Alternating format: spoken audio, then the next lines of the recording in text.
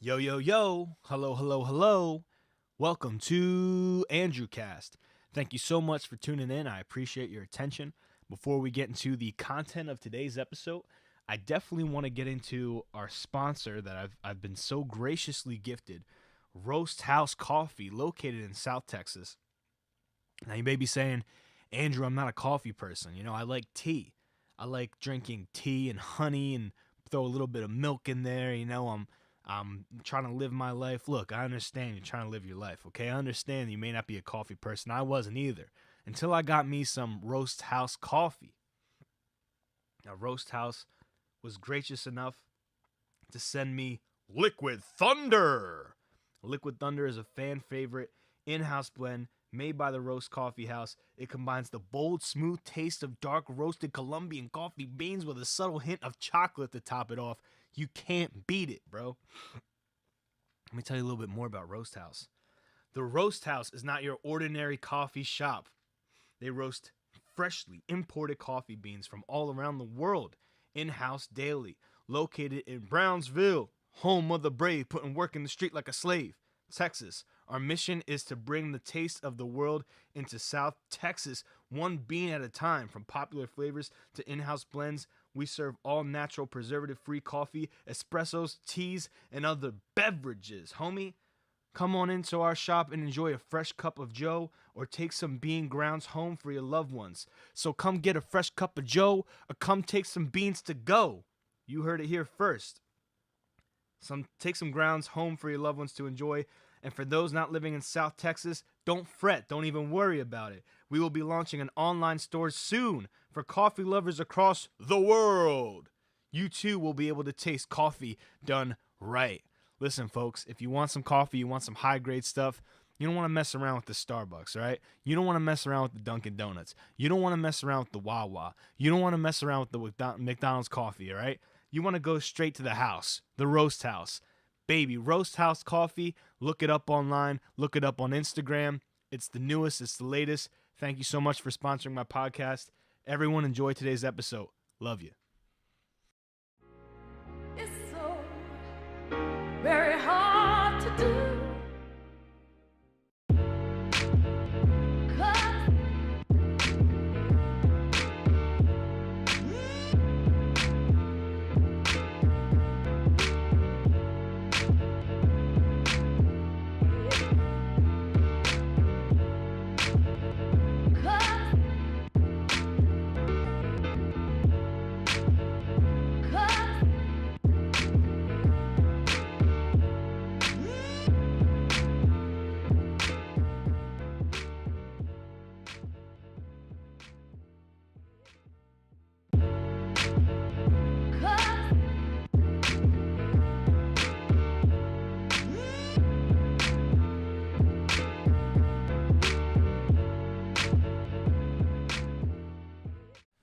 All right, here we go.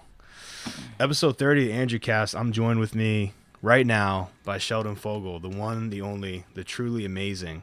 And Ryan couldn't be here today, but we're going to do the show anyways. What's up, my man? What's going on? It's a cold, dreary, rainy day. It is. It's been raining for like the past 5 days, man. I don't know what's going on. It's unreal. The fact that it was like 99 degrees last week for like 4 straight days. It was unbearable. See, that's what happens. It gets really hot, and then after the hotness, precipitation, man. Because I'm all for the rain. Because that evaporation. Oh, me too. Listen, I don't mess with this heat. I've always been the type of dude that, like, it's raining, now I have an excuse to stay inside, and I'm gonna get comfy. I'll work out inside, don't get me wrong, but, like, I will get comfy, bro. Straight up. Play games, all that, man. It's a good reason for me to, like, catch up on my shows. Dude, watch same, some movies. Yeah. Play. I already beat God of War, but, trying to 100% it. How was the ending? Spoiler free. It was. This game was just different, compared to, you've played the old ones, right? Or at least seen the old ones. I have. I remember playing the HD collection where it even had like the PSP games in there. Yeah. I remember that one. Ghost of Sparta and Chains of Olympus. Oh, okay. But I currently am playing through them again on my PSP. Yeah. But those games were hyper violent, and the endings of the game usually was like, you got to kill someone. So the ending in this one was on a more personal, somber, like, note to set up, because I think the director, I believe he said they have plans for 5 games, like including this, they have 4 more planned, because they knew they had something this time. By remodeling everything, changing the combat tweaks, the camera tweaks, storytelling, because the whole game's also done in one shot. That's what I really like about it. But when you die, it cuts. But if you don't die, it goes all the way through. But they do a couple tricks here and there. So like, if you there's just one part in the game where you have to go through the light, and then everything gets white out, and you know that the game's technically loading. Yeah, like, you know, it's a nice little camera trick. Yeah, but the game's loading. It's cutting to something. Yeah, and it's a quick load, so it makes it seem like, you know, because he comes out of it, he's like, oh, what's going on? Mm-hmm. But you know, it was loading. It was just fixing, you know, because it was impressive enough that it was like up until that point, it was like good 6-8 hours of just continuous. Does the camera not get on your nerves though? No, you're cool. Does the camera not get on your nerves though? Like, no, because it's so close. I feel like it's so close to Kratos that it's like kind of hard to see. It's like The Last of Us 2, where it's like on your hip. Like the camera's on your hip. How do you feel about that? I like it because it makes the environment worldly. It makes everything seem massive. Okay. Whereas, you know, a camera is usually, if it's like pulled from action, like it looks video game-ish. Yeah. When the camera's far, but when the camera's on your back, on your hip, and then when you get into a cutscene, then the camera comes off of you, like spins around. And Kratos is always the focal point. Yeah. So you always see Kratos, or it'll leave Kratos and go with his son, but the camera's always on one of them at all times. Right. And man, it's just how the game opens up. You know, his game opens up, his wife's dead. She's already dead, and you're like, damn. And you know, you chop down this massive tree. Kratos picks up this giant tree, like we're talking like this massive tree. Looks like the world tree from like Avatar. Nice. Puts it on his shoulder, and like his son doesn't question it because his son knows his dad is always being strong. Yeah. But he doesn't know the difference of strong. Like he just knows, he's like, oh, my dad's always strong. Yeah. Yet he's picking up trees on his arm. So and then when they get back home, he's like starting to cut the tree down, you know, to make like wood. The camera comes off of him and follows the son running into the house, and the kid, he's at the door, he takes a deep breath, opens it, and then you see the mother wrapped in like Norse traditional, you know, when someone dies, like funeral clothes. Not funeral clothes, but wrapped, like kind of like in a cocoon, like mummy-ish. Mummy-ish, because you know they would this is pre-Vikings, and the Vikings, when someone would pass, they would shoot, you know, the fire arrow onto it and push and them watch them burn. Yeah, and watch them burn, because that's like, you know, that's like a rite of passage. Yeah, like they're going to the other side. Going to the other side, and you get to see them. So he's like preparing her. He's lighting the candles. He's saying a little prayer. Yeah. And then it gave me chills. One of this part, as he's doing that, like he turns around and the music, it was like kind of violin-y, right? And then as he turns around, you see Kratos in the doorway, and it's just like his silhouette. And then you hear, it's a combination of the music from this game, Norse, and like the old ones where it's like the Greek. So it's like you hear that chanting, like the oh, like as you stand in the door, and then it goes back to Norse, because like whenever he's on, it shows a little bit of Greek, but he's also in Norse. It's like such a cool hybrid. It's just a nod to the previous games. Yeah, it's like a nod.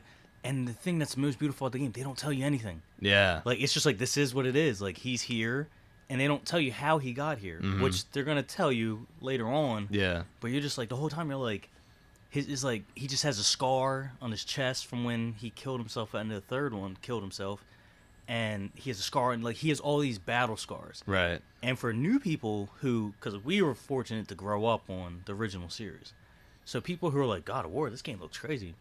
Wait a minute, this is God of War 4 technically. Why are they not putting the 4? How come there's like 5 other games or whatever? Like 3 other main stories. It's like this one's a reimagining.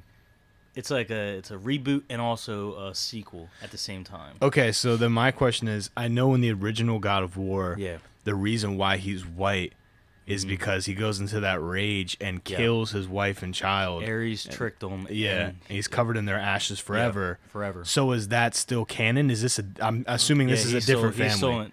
It's his new family. His new family. Found, okay. But he's still covered in the ash. Yeah, of course. It's not as like, you know, they can the game looks beautiful. Mm-hmm. So his ashy skin, it's like it's the white paleness, but it's not as jarring as it was previously. Right. It's 'Cause not he's, like, cartoony. older. Yeah. Yeah, it's not cartoony. Mhm. Like he looks like a real dude. I liked how they gave him a beard, man. Oh yeah, It's like that's what I'm saying. People are like, yo, the glow up, like, because all he had before was the Yeah, this little goatee with the goatee. chin.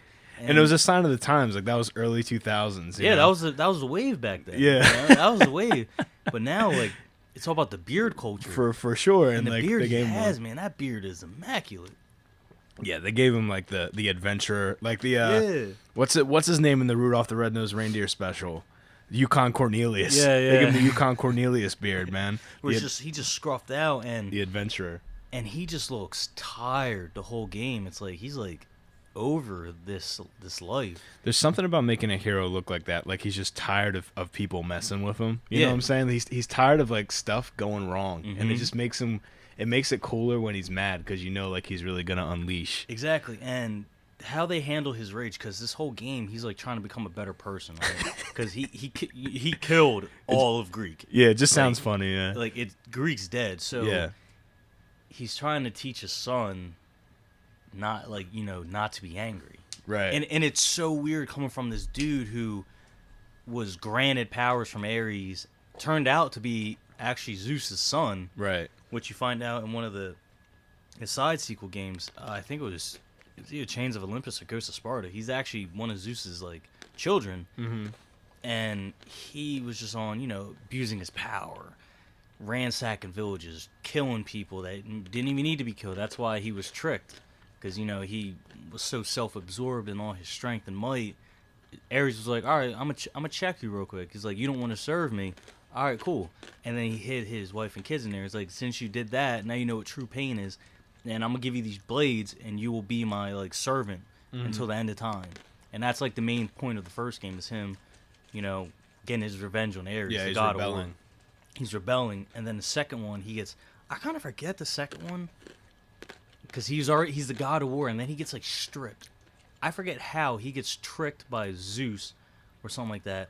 But because of him killing Ares, it released all the hatred in the world. Is that the one where he gets the sword? He gets like this That's crazy. the third one. Oh, okay. The That's sword one of I'm on. Olympus. or something Olympus. like I that. think you're right. Yeah, I think it's the sword of Olympus. But because he killed Ares, it started a whole chain of events. So everyone who was good at heart, such as Zeus, now are infected with like evil that Ares had. Yeah. So it was oh man, just the series and like the mythos was just so dope. It's cool that I don't know. You're one of like the surviving fans that are into Yeah. that. I don't know a lot of God of War people.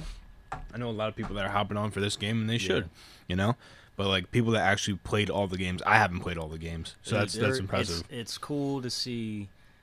Like it's exactly what's going to happen when Kingdom Hearts comes out. Mhm. We played I thought back about in that too. 2006. Yeah. No, sorry, 2005 and Mhm. 06 when 1 and 2 came out, and we sprinkled some of the side games, Mhm. and then this third one when it comes out, it's gonna be so different. Yeah, Like I hope it's different. I think it will be. I think it's not even a choice. Like it Mhm. has to be different. Yeah, because I replay 2 every now and then. Like I'll put a couple hours here and there because we all played it. Yeah. But it's nice to hop back in that world every now and then. Yeah. Put an hour or 2 here. Mhm. Combat system's stale. It's like old. It did not age well. You think so? Yeah, because the combat system in Dream Drop Distance is a little different. Yeah. It's a little more flashier. Well, it's a little more fluid. It's a little more interchangeable in Dream Drop Distance because you have the flow techniques or whatever they call them. Flow motion. I think. Flow motion, and we've seen that that's going to be present in the third game, and I love that. Dream Drop is my favorite one, by That's the way. one I didn't like, just because of the fact they really cater to like the children, with the whole I forget what they were called, those little creatures, Oh, the Dream Eaters? Dream Eaters. Dude, I didn't pay 2 seconds to a Dream but Eater. it's the fact that it was there and it was prominent for like a good chunk of the beginning. I guess, but there's a lot of like kiddie stuff like that in Kingdom Hearts. Like, Not 2. 2 was dark. well, I mean, you can go to the Winnie the Pooh land and do like the Winnie the Pooh rides Yeah. and all this stuff, and and Birth by Sleep, there's like the whole sticker Yeah, collection. but that game was dark too. Yo, that game was probably the darkest out of all of them. Yeah. I think in Dream Drop, though, there were still these moments that were like pretty mature. Like one of my favorite ones is when you go to Tron World, Yeah. and I think it's Zemnis that's giving Sora this lecture on like how do you know Mhm. that you're real. Yeah. Like, and he starts seeing like all these like copies of himself. Like Yeah. those moments I really like in Kingdom Hearts. Yeah, they're very existential, excuse me, and like very mystical. Yeah. But I like stuff like that.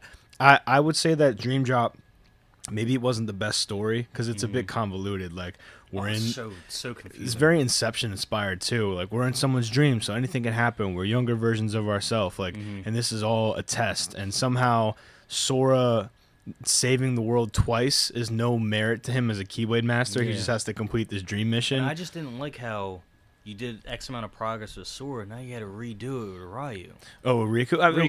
Riku. I like.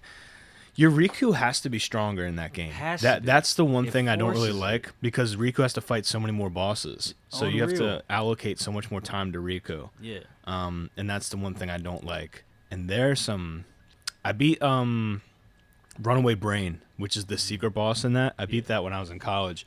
I've never been so happy after beating a boss. Like that was insanely difficult. Insanely difficult. The ironic part is, and this happens in a lot of Kingdom Hearts games, and I want to get your take on this. You beat the secret boss. It took so much work to do. Yeah. You're feeling super happy. And usually the reward for beating the secret boss in a Kingdom Hearts game is that you get the ultimate blade. You get the strongest weapon. For what? To fight what? You've already beat the strongest enemy in the game. It's Yeah. Like, what else is there to fight? Is it just for kicks? So now like you hit a Heartless and it dies in one shot? I think it's like I think it's one of those where it wants you to like to do it before you fight the final boss. Yeah. Like get all whatever you can and get Oh, it. okay. You know, some games do that where it'll put you on a path towards it, and then you'll kind of divvy from it, not really pay attention to it. Horizon Zero Dawn did that with one of the suits. Right. Oh, yeah, that super armored suit. I never Yeah. got it. You never got it? No. Oh, I got it because there was 5 fuel cells. I remember I found because I Chris found told 3 me of them. I was dying, bro. Because Chris told me about it, and he's like, bro, did you get the suit? I'm like, what suit? And this is like when I'm about to beat the game. This is the one where you jump down to the waterfall and there's that Yes. cave. Yes. Bro. Bro, the suit is in the suit. I'm not gonna lie. I kind of wish I didn't have the suit. It's OP. Dude, you take damage and it doesn't take any health. Like, so there's a cooldown on it. You could take, I think it was up to like 5 or 6 straight hits. Yeah. And then instead of being blue, it turned red and start blinking. Then you just have to evade and dodge, and then you get your armor back. That's But dope. you never lost any health. That's really dope. So like on the final battle, and you needed it. Trust me, on that final boss fight, Was tough. it was hard. If 'Cause you you're- didn't have the suit, it was hard. Because your cover is eviscerating for. Yeah. Spoiler alert for games just all throughout this podcast because Yeah, we're we're going to gonna be talk a going lot. everywhere. But like, so you're fighting. I think it's not a scorpion. What's that thing called? It's the Deathbringer or something like that. Deathbringer or something like that. It's a giant crab spider. This one's super powered up though, because Oh, you fight that God. one in the factory. This one That at the one was end, easy. yeah, that one. Well, Cake. you gotta hide, but like Yeah. this one was like you're trying to shoot it, but like your cover's going away, and you Oh, have a time limit, and you're like, dude, the what lasers, is going on?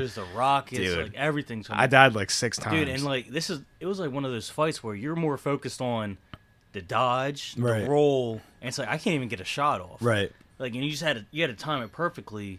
Whereas as soon as you do a slide where you got the slow mo, and then you could pop it as soon as it opened. That was up. your strategy. Dude, every time. My strategy was the jump because I upgraded Aloy so that when she jumps and aims, automatically it goes into Okay, slow mo, so yeah, it's yeah. not taking my thing. Yeah. So I'll just jump, shoot. Like Yeah, that was just that my is whole smart. thing. That is Yeah. smart. I don't know if I had that. I tried to might have. upgrade her as much as possible. I did all the DLC because I Still got the never played complete it. version. Still never played it. Oh, because you have the original. Yeah, I got the original copy. The DLC is pretty cool. It's hard. It's like I if heard it's you want the beautiful. extra challenge. I heard what they did in that game with the snow. You're moving the snow. Oh, And okay. then So the the wind's snow. blowing on top of the snow that you just walk through. The and snow you was see awesome. The part, like, The snow was awesome. That game was so good, man. That was one of the best games I've ever played on any PlayStation system ever. Like it was just so good looking. The voice acting was pretty good. I mean, like it just had a lot going for it, story man. though was. Yeah. The story was, I think, its weakest part. Well, here's my thing. This is why I prefer JRPGs because I feel like JRPGs, like Japanese stories, for some reason they Come pique first. they pique my interest more. Yeah. I'm not into the whole Western style of like the lore. Like you learn about the different classes and the different races and like Yeah. there's politics going on. Like You don't like that? that's too much for me. Well, what other game is like that? What am I thinking about? Well, God of War has great lore, but it's not. Well, and it's not Greek so much mythology. politics. It's Greek mythology, so it's more simple and you're more familiar with it. What's the game, Sheldon, that everyone likes to play? It's a people are gonna be so mad at me. It's a space game. Mass Effect. Mass Effect is like that. Yeah. You know? I loved it because, see, I like that's one of the few Western games I actually like, RPG wise, because if you're gonna make an RPG game, it needs to be a world. It has to be something that I want to put my time into it. Yeah, like we always praise Final Fantasy, because when you played Final Fantasy, the old ones up until 15, you wanted to be in that world, right? Because it's the politics, the currency, yeah, the side quests where things are going on. Where if you do one event here, that could change an event that's happening later on. else. Yeah. Whereas Mass Effect was such a political game, it's like, could Earth ever become like that? Like it was like one of those, like if Elon Musk perfects SpaceX and we build a station, will it end up like you know what I mean? Like that? It's like cool. But Elon Musk, man, that man's he's a hero. We'll talk about him later, but he's a hero and genius. But with the Hyperloop and the fact that he's building underground tunnels in California. Is the Hyperloop, and this is for people that don't know, this is the tunnels underneath the ground. Yeah, man. Dude, he has right now from center of Los Angeles to the airport, you can get there in 15 minutes from the Hyperloop. So why do we have that? Because it's so congested in California. There's so much traffic. It's so bad. But imagine. Well, isn't that the real the real problem then? Yeah. Overpopulation. So that's why it's like started in overpopulation. But people are saying, well, what if earthquakes happen often in California? So what if earthquake happens and water gets into these things? And he's just like, listen, when we come to that, we'll get to that. But right now, we need to figure out a way.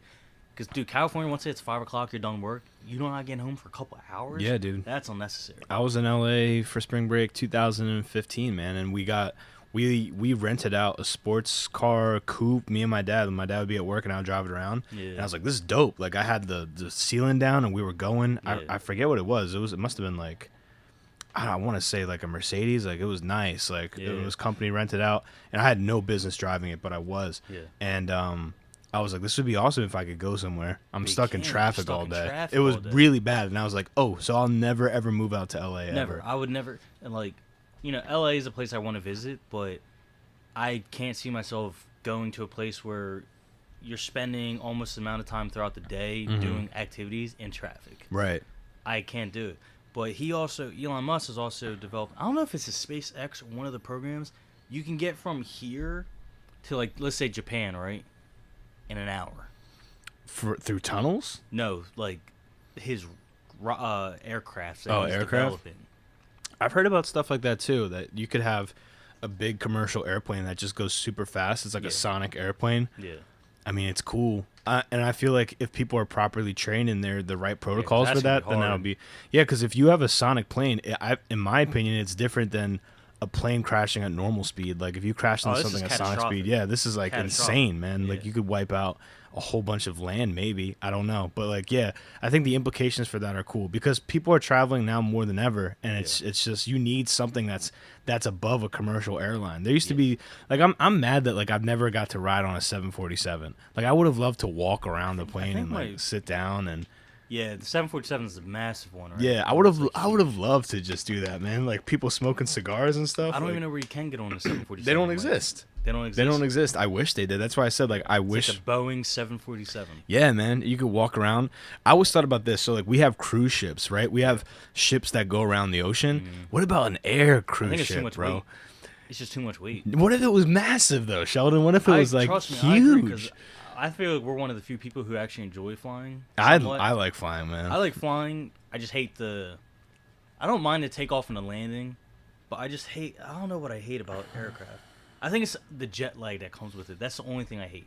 Oh, because you're sleeping the whole time on the plane? Not even that, just when you land. You're like, Yeah. You have this feeling like you just ate fast food. You're like, Not even that. It feels like you just were at a club until 4 a.m. Right.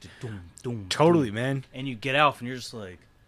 You're greasy, your eyes hurt, Everything. It's just like... And it depends on the airline, because some airlines, are built to fight that. Right. Like when I took Air Norway, was it Air Norway or Air Norwegian? It was one of them. Their plane is like the #1 aircraft in the world, right? Right. Whereas when we were flying from Norway coming back to America, they had mood lights in the ceilings. Ooh. So it would reduce your stress. I like that. Yeah, and it was like cool. And like the windows had a tint instead of the shade. It was just a tint. Nice. And you can change the tint. Ooh. So I was like, this is nice. This is right. Dude, when we landed, because like the mood, it would reflect, like it would give you energy. It was like orange, and then it went like dark blue. That's how you knew when it was time to go to sleep. Then like purple, and it was so calming. Dude, we landed. I went to sleep that night like at normal times, like 11. Woke up the next day at my normal time. Nice. Ready to go to work. And I was like, dude, I felt amazing. But when we landed in Germany, I went to sleep that first night at like 11, like normal. Woke up the next day almost at 1:30 in the afternoon. And I was just like... Done. I was like, oh my God. I was like... And I had like a couple drinks. I ate dinner once on the flight. So there was no reason for me to feel that way. Right. But I was just like, oh.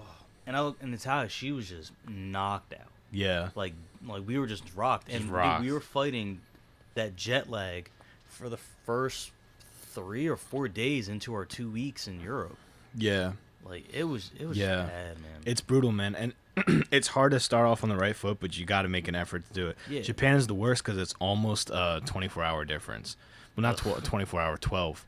So, like, you really got to be on your toes, man. Like, So you got to... So as soon as you get on the plane, you have to try to fall asleep. This is what it is. You fall asleep on the plane. I've done it 3 times now. Yeah. When you land, usually if you leave in the morning in the United States, it'll be, like, the next day, like, 8 p.m., 7 p.m. in Japan. Uh-huh. You stay up.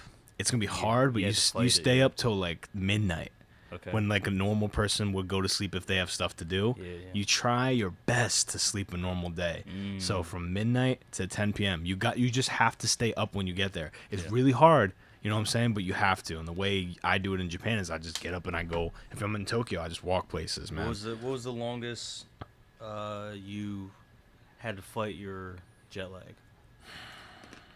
Was it when you got to Japan or when you came back to America? When you come back to America, it's tough, man. It really sucks. Because you immediately have to get back to work. You have responsibilities. It's not vacation time anymore. So you have to fight it. I fought one for like a whole week. For a whole week, I was just like, man, my sleep pattern is... Because I was giving in. I wasn't doing what I had to do and stay up. I was just giving in biologically, man. I couldn't fight it. So I was going a whole week just with a different sleeping pattern. Were you able to get up for work and stuff still? Yeah, I was, but like, you know, you know what it's like, dude. This is a classic feeling, and anybody that has a 9 to 5 or in my case a 7 to 3 will relate to this. Yeah. You know you have to go to bed a certain time to feel the way you want to feel the next day. 100%. Something comes along, like your homie's like, yo, we got to catch this movie. Yeah. In my case, I saw a movie last night, or yo, we got to do something. You end up going to bed at like 11:30, 12. You already know how you're going to feel the next day. Yeah. You already know. So like you're preparing yourself for that mentally, like as you wake up. See, I'm the dumbass who... I got to be up by like 6:30. Yeah. Right? To start my day. Yeah. Shower, take the dog out, pack lunch, whatever I got to do, right? Before I drive to the train station and be on that disgusting train. I'm not going to bed. I think when I finally put my head on the pillow to like try to go to sleep is like 12:30. Wow, really? And you wake up at 6:30? Every single night and day. Man, you shouldn't even be here, and honestly. Dude, my mom, she's always like, why are you doing that to yourself? And I'm like, I've been doing this since like 7th grade because we grew up on the video game culture. Right. I've been doing this since 7th grade, so this seems normal to me. Right. I don't know how to go to sleep early. You don't know? I don't know how. I don't know what to do because you know what? I get restless. Yeah. And I just end up like, you know, just looking around, laying there, and I'm just like, dude, I can't go to sleep. Really? Like, I really can't. They say intelligent people have a harder time going to sleep, so it's probably because you're smarter than me. I go to bed like a rock, dog. I lay down, I look at the ceiling, I think about just like, man, like falling into the void that is sleepness. I know that is like deep, but I'm like, all right, man, I'm just let the blackness take me, and I just close my eyes, and boom, man, I go right to sleep. Waking up is hard for me. You know what I've been using lately? May sound weird. I don't know if you ever heard of it. It's called ASMR. No. You know what that is? Is it an app? No, it's completely lost. It's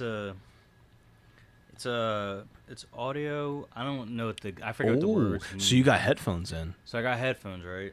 You can use any headphones. Earbuds, so you can lie on your side. Well, I'm a dumbass and I use my Bose and I just lay on my back. Like, you don't move at all when you sleep? I do. I take them off in the middle of the night. Okay. Like, I'll consciously wake up, put them down, and now it's easier for me to go to sleep. Right. So what ASMR does is a really sensitive microphone, right, that anyone is using. So I go on YouTube. I have a YouTube playlist for this. So, and this is not the dirty ASMR that some people like. Some people will listen to it. It's like sexual noises. Now, it's not that. So, it's Hold on. Don't Yeah. speed right past that. Uh-huh. So there's a sexual ASMR that's Yeah. just like It's people just, like moaning and stuff. It's really weird Why? because the noises Why? on the microphone. What the point of ASMR is supposed to trigger in the back of your brain Mm-hmm. the sensation that makes the hair on your neck and your arms stand up. Mm-hmm. Right.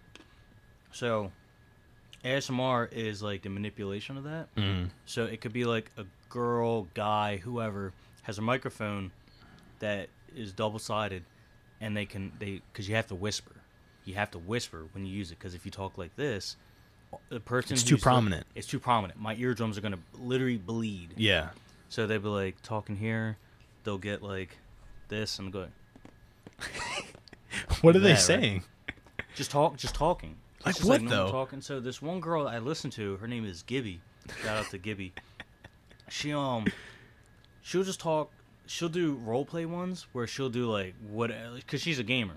So she'll do. I don't watch her gaming ones. I tried one last night. Wasn't me. Yeah. She did like an Overwatch character, right? Mhm. And was saying all stuff from Overwatch. And I was like, I don't like that. But she does this. She does this other one where she's like a hairdresser.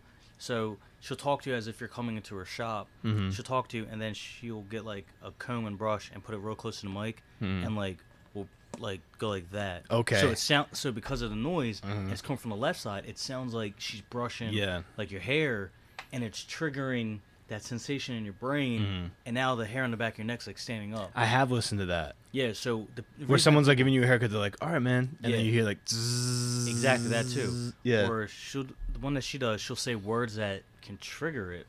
There's a lot of words that can trigger it, and so there's two ways of doing it. One is for relaxation. I tried at work. Like, dude, it just brings you down. Really? Cause it's like, ASMR, this thing's called? yeah, just I wanna check this out. I'll send you her link, or I'll just show you at the end of this.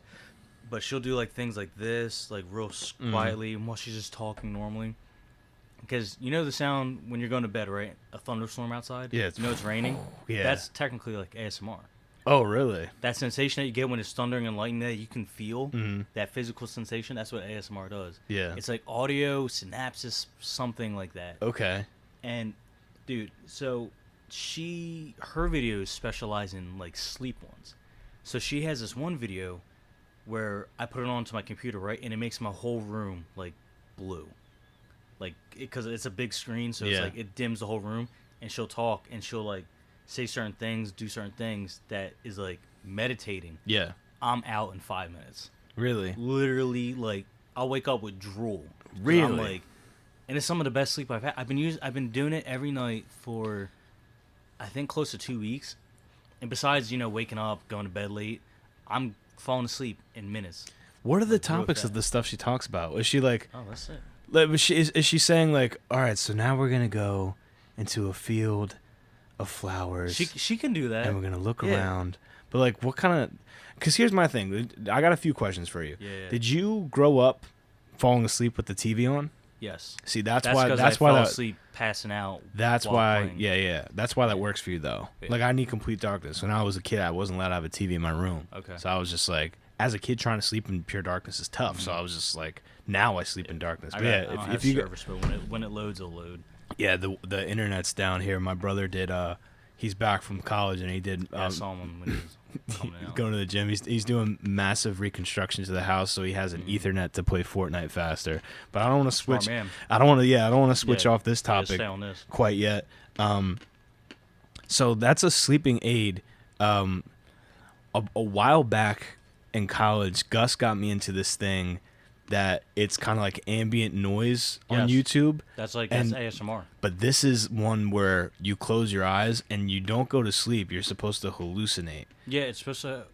It's like is it sleep apnea?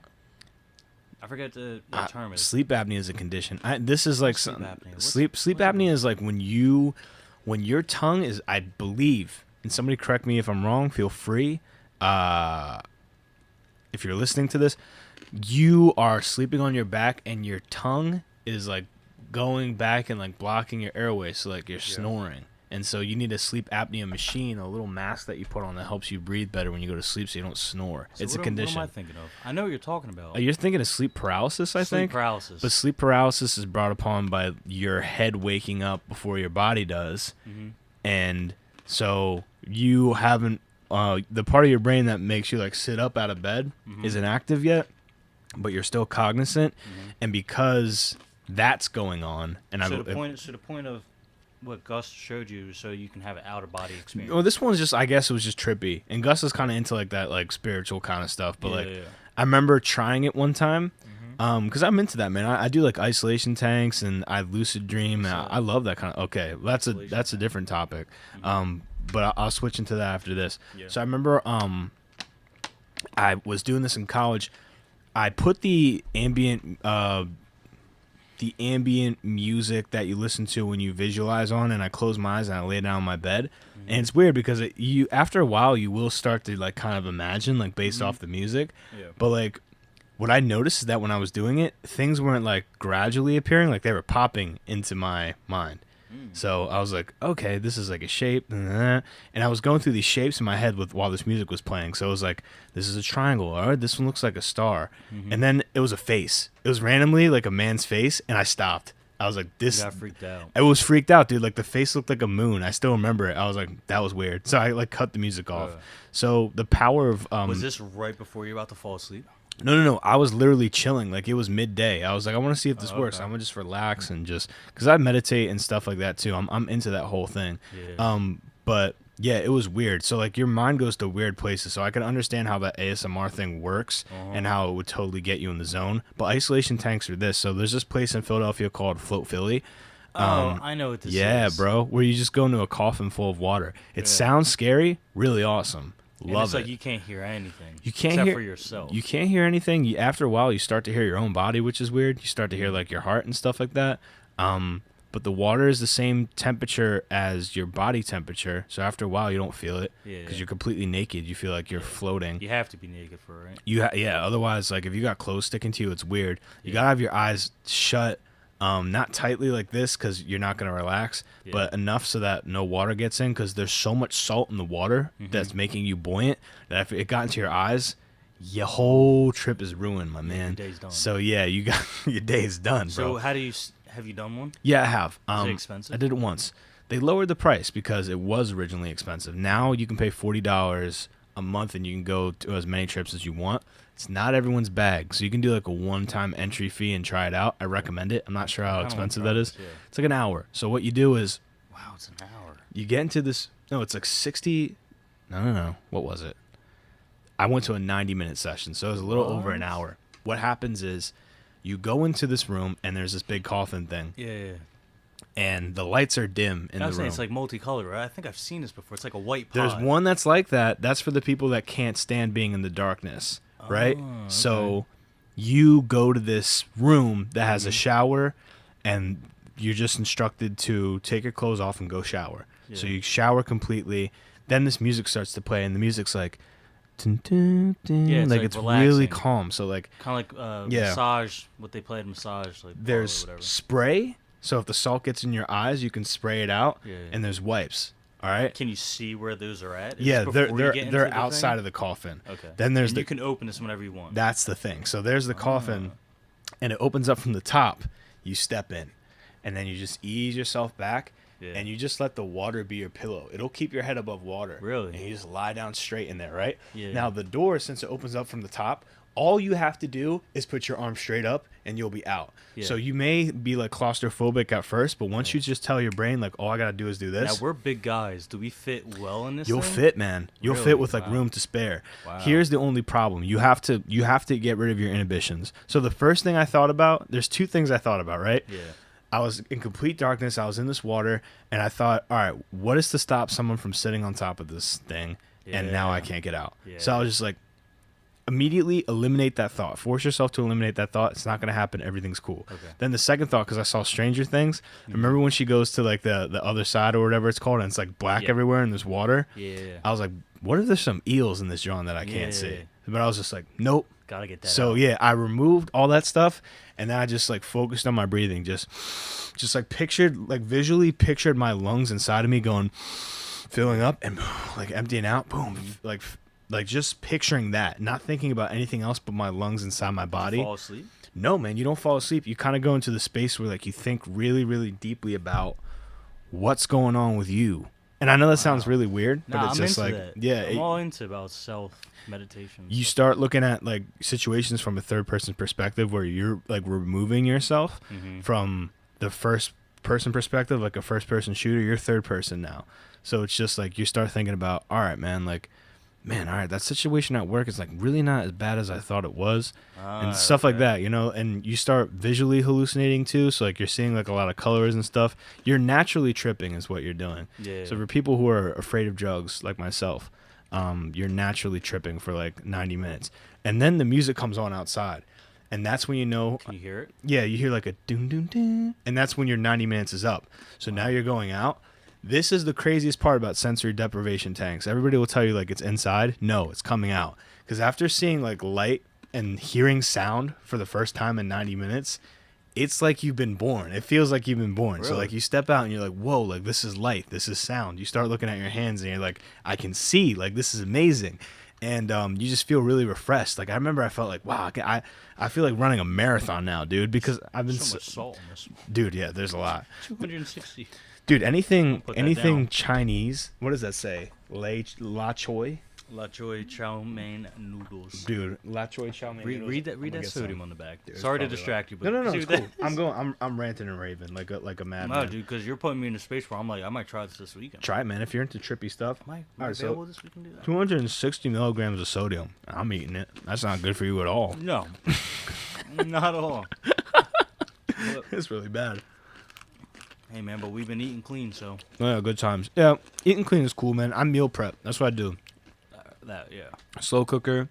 I buy chicken from Trader Joe's. Mm-hmm. Shout out to Trader Joe's. Buy some frozen vegetables, kimchi, hot sauce. Throw that together. Money. That's it, man. That's how I do it. What about you? What is it called? I try to eat quinoa or couscous instead of rice. Couscous is like, it looks like a bunch of little eggs. Yeah, it's like green. I like that. It's really good. Depends on what you make it with. I kind of get the Mediterranean garlic one. Mm-hmm. So there's that. Because at first, I was on a binge of eating salad for 3 weeks. I'm like, dude, this is getting old. You can only eat salad and chicken for so much. And you're just like, okay, this is seriously, like, I'd rather just go binge on some, like, french fries or something. Because it's so boring. So that's why I was like, I need to change something. So Eating salads every day. I used to do that. It's Mm-hmm. depressing.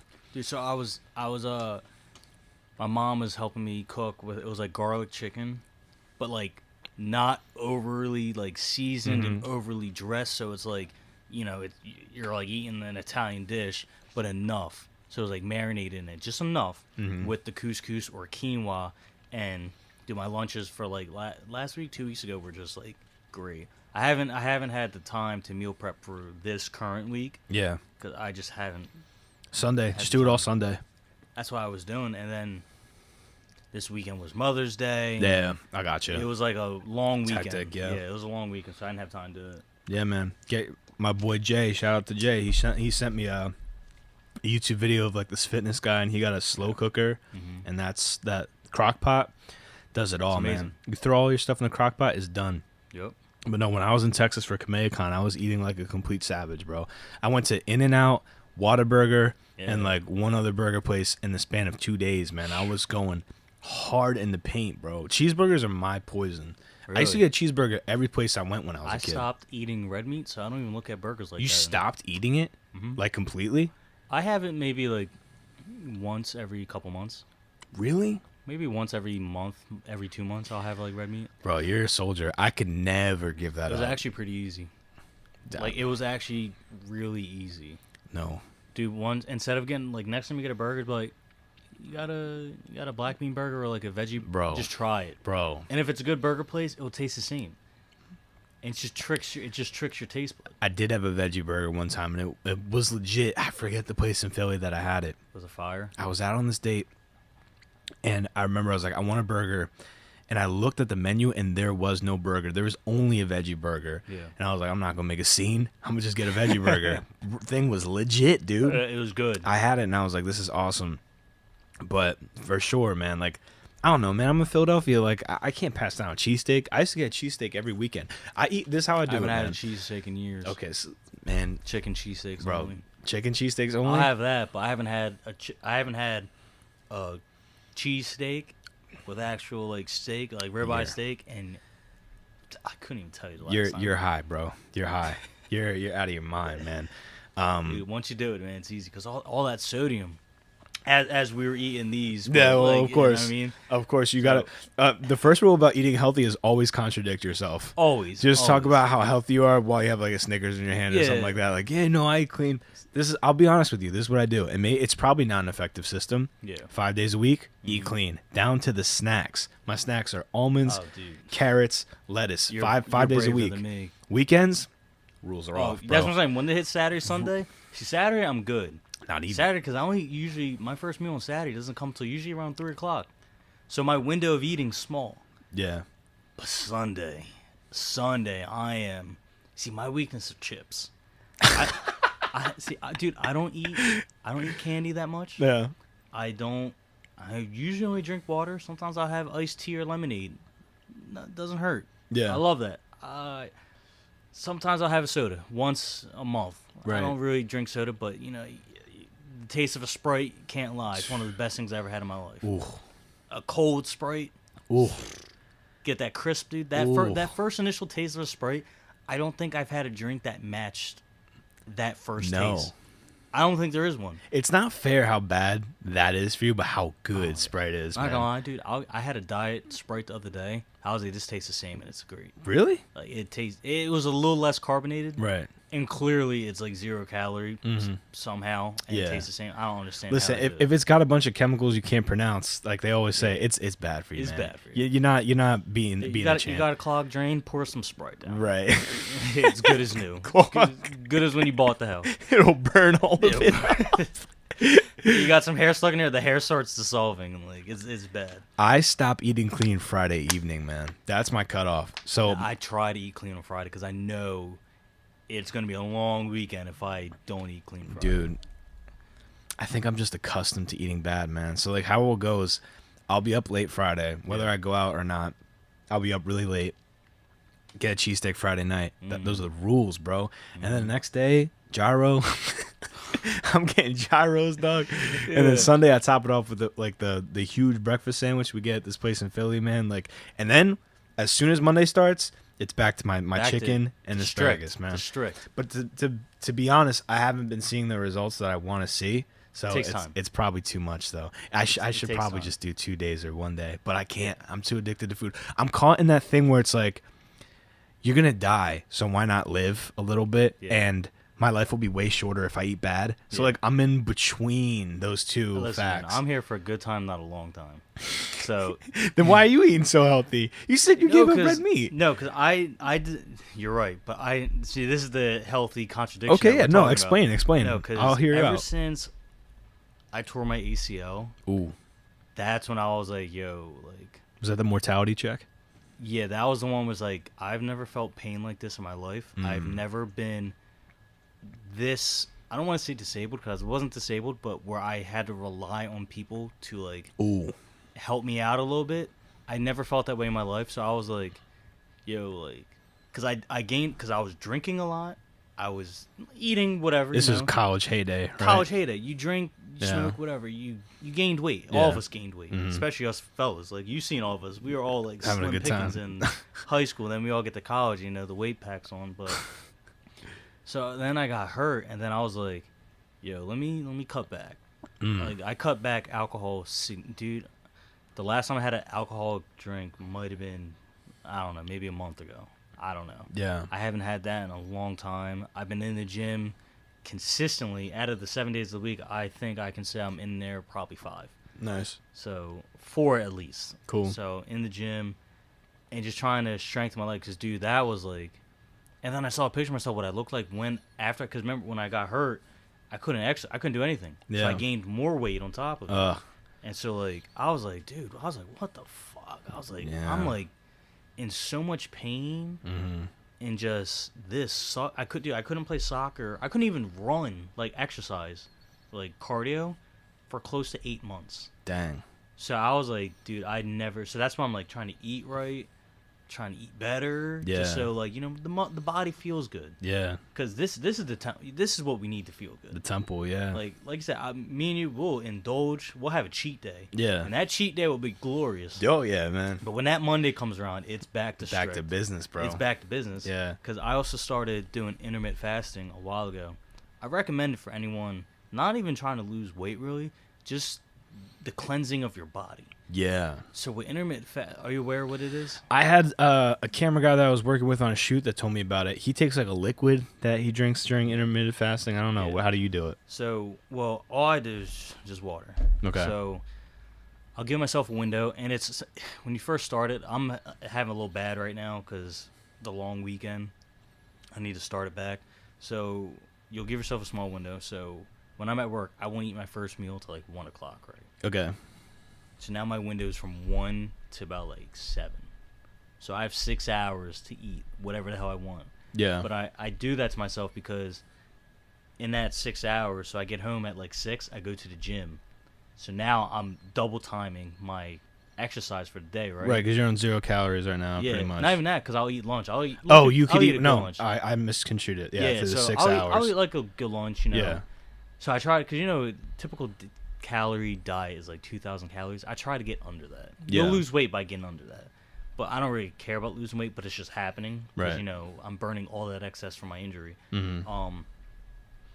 So I go to the gym and I get home, right? Now I get home, I'm just tired. I'm like, I'm not even that hungry. It's like 9 o'clock. So Yeah. I didn't even eat dinner. So I'm going like sometimes one meal a day. Shoot. So that meal I had at 1, I wake up the next morning. Next morning I'll wake up, my body is just everything's feeling tight, like good. Like the skin's feeling tight, like just because I just had water. Like, the stomach's feeling good. I'm not bloated. That was one of the things I started doing because I hated that feeling bloated. After you eat a meal, and then you're like, you just get tired. Yeah. And then you feel the bloatation. Yeah. And I'm like, that was the feeling I hated. Yeah. Especially like eating like Chipotle after Chipotle. You're just like, it's like, oh man, like, Dang. I just feel like just heavy. Right. You That feel feeling of heavy. heavy. That's it. And I Heavy. hated that feeling of heavy. That heavy. sensation. Because that's like a drug. Yeah. That sensation. So I was like, let me try this. And then sometimes I'll eat dinner because I'm in my window. But then I cut that window off at like 8, 9 o'clock. If I eat after that, I fucked up. So I got to push the next day further back. Now I can't even eat till like 2 or 3 o'clock. That's discipline, man. That's some It's serious hard. discipline. It took time, but dude, like it helped out. Cause I read injuries and stuff were ways to help, develop muscles getting stronger faster. And it said fasting, intermittent fasting, because when you're not eating, your body is no longer breaking down food, right? Mm-hmm. So when your body doesn't have food to break down, what does it do? It heals. So it's gonna start healing parts where it's not focusing on your stomach. So if you have aches and pains, like your body when you're going to sleep, your body's doing double time. It's like I Right. don't even have to digest. I'm just like healing this body, Dealing with this, yeah. the pain. So my left knee feels good again. Like I get a little aches and whatever here and there because I never got the surgery. Mhm. But when I'm in the gym, I'm like I feel stronger in the gym a little bit. That's good. But dude, I'm like I have a long way to go. No. From how strong I used to be. But it sounds like that you are taking the steps to do that, and that takes a lot of not a lot of calculation, but a lot of discipline, man. Like me, I have a hard time going without food, man, and it's a bad It's habit. tough. What I did is I took the bad stuff out of my hand and put the good stuff. So now I'm like I want a snack, like peanut then you butter go and to celery. Yeah, Perfect peanut butter and snack. celery, hummus and carrots, man. Dude, Where hummus is so good. Before, man, I was just like I would just crack open the chips. I'd be like, And let's that's still go. my issue. Yeah, well, Especially Pringles, when I dog. No, Doritos, bro. Yeah, well, I hate Doritos. So you're lucky because I hate Pringles.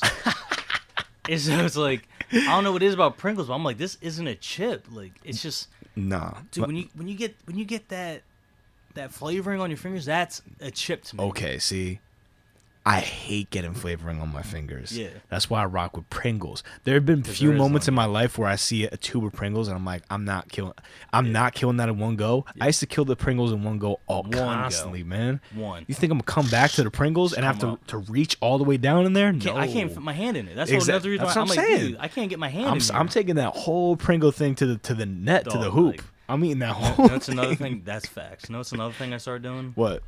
Bro, if I get those cravings, I'll be like, yo, I need to fill up a bottle and just start chugging it. It just, I feel you, man. I drink isn't it weird? It's like yawning. Like you talk about drinking water and you get thirsty. But my thing is, I pee so much, man. Like I pee all day. It's good. It is good, but it's just annoying because it is annoying because I gotta focus on stuff at work, and like every 20 minutes I'm like, well, time to pee. Like not every 20 minutes, I'm exaggerating. But I'm just like, and that's the suffering of drinking a lot of water. But it's amazing for you. And there's like apps on your phone that like tell you how much that you should drink and stuff like that. Yeah, I just drink as much as possible. That's what I'm saying. They say you don't want to drink more than a gallon for water poisoning. I'm like, dog, I'm drinking maybe 2 gallons a day. Dog, don't you have to drink so much for water poisoning? Yeah, it's a lot. Like, that's insane, bro. Yeah, and they said a gallon. I'm like, a gallon? I'm well over a gallon. Yeah, come on. A gallon is light, man. Like, I'm trying to get the skin looking right and trying to get the hair, like, you know what I mean? Like, that's what it's all about. That's the crazy thing about water. Water, dude, your body will be crazy. It's a miracle worker.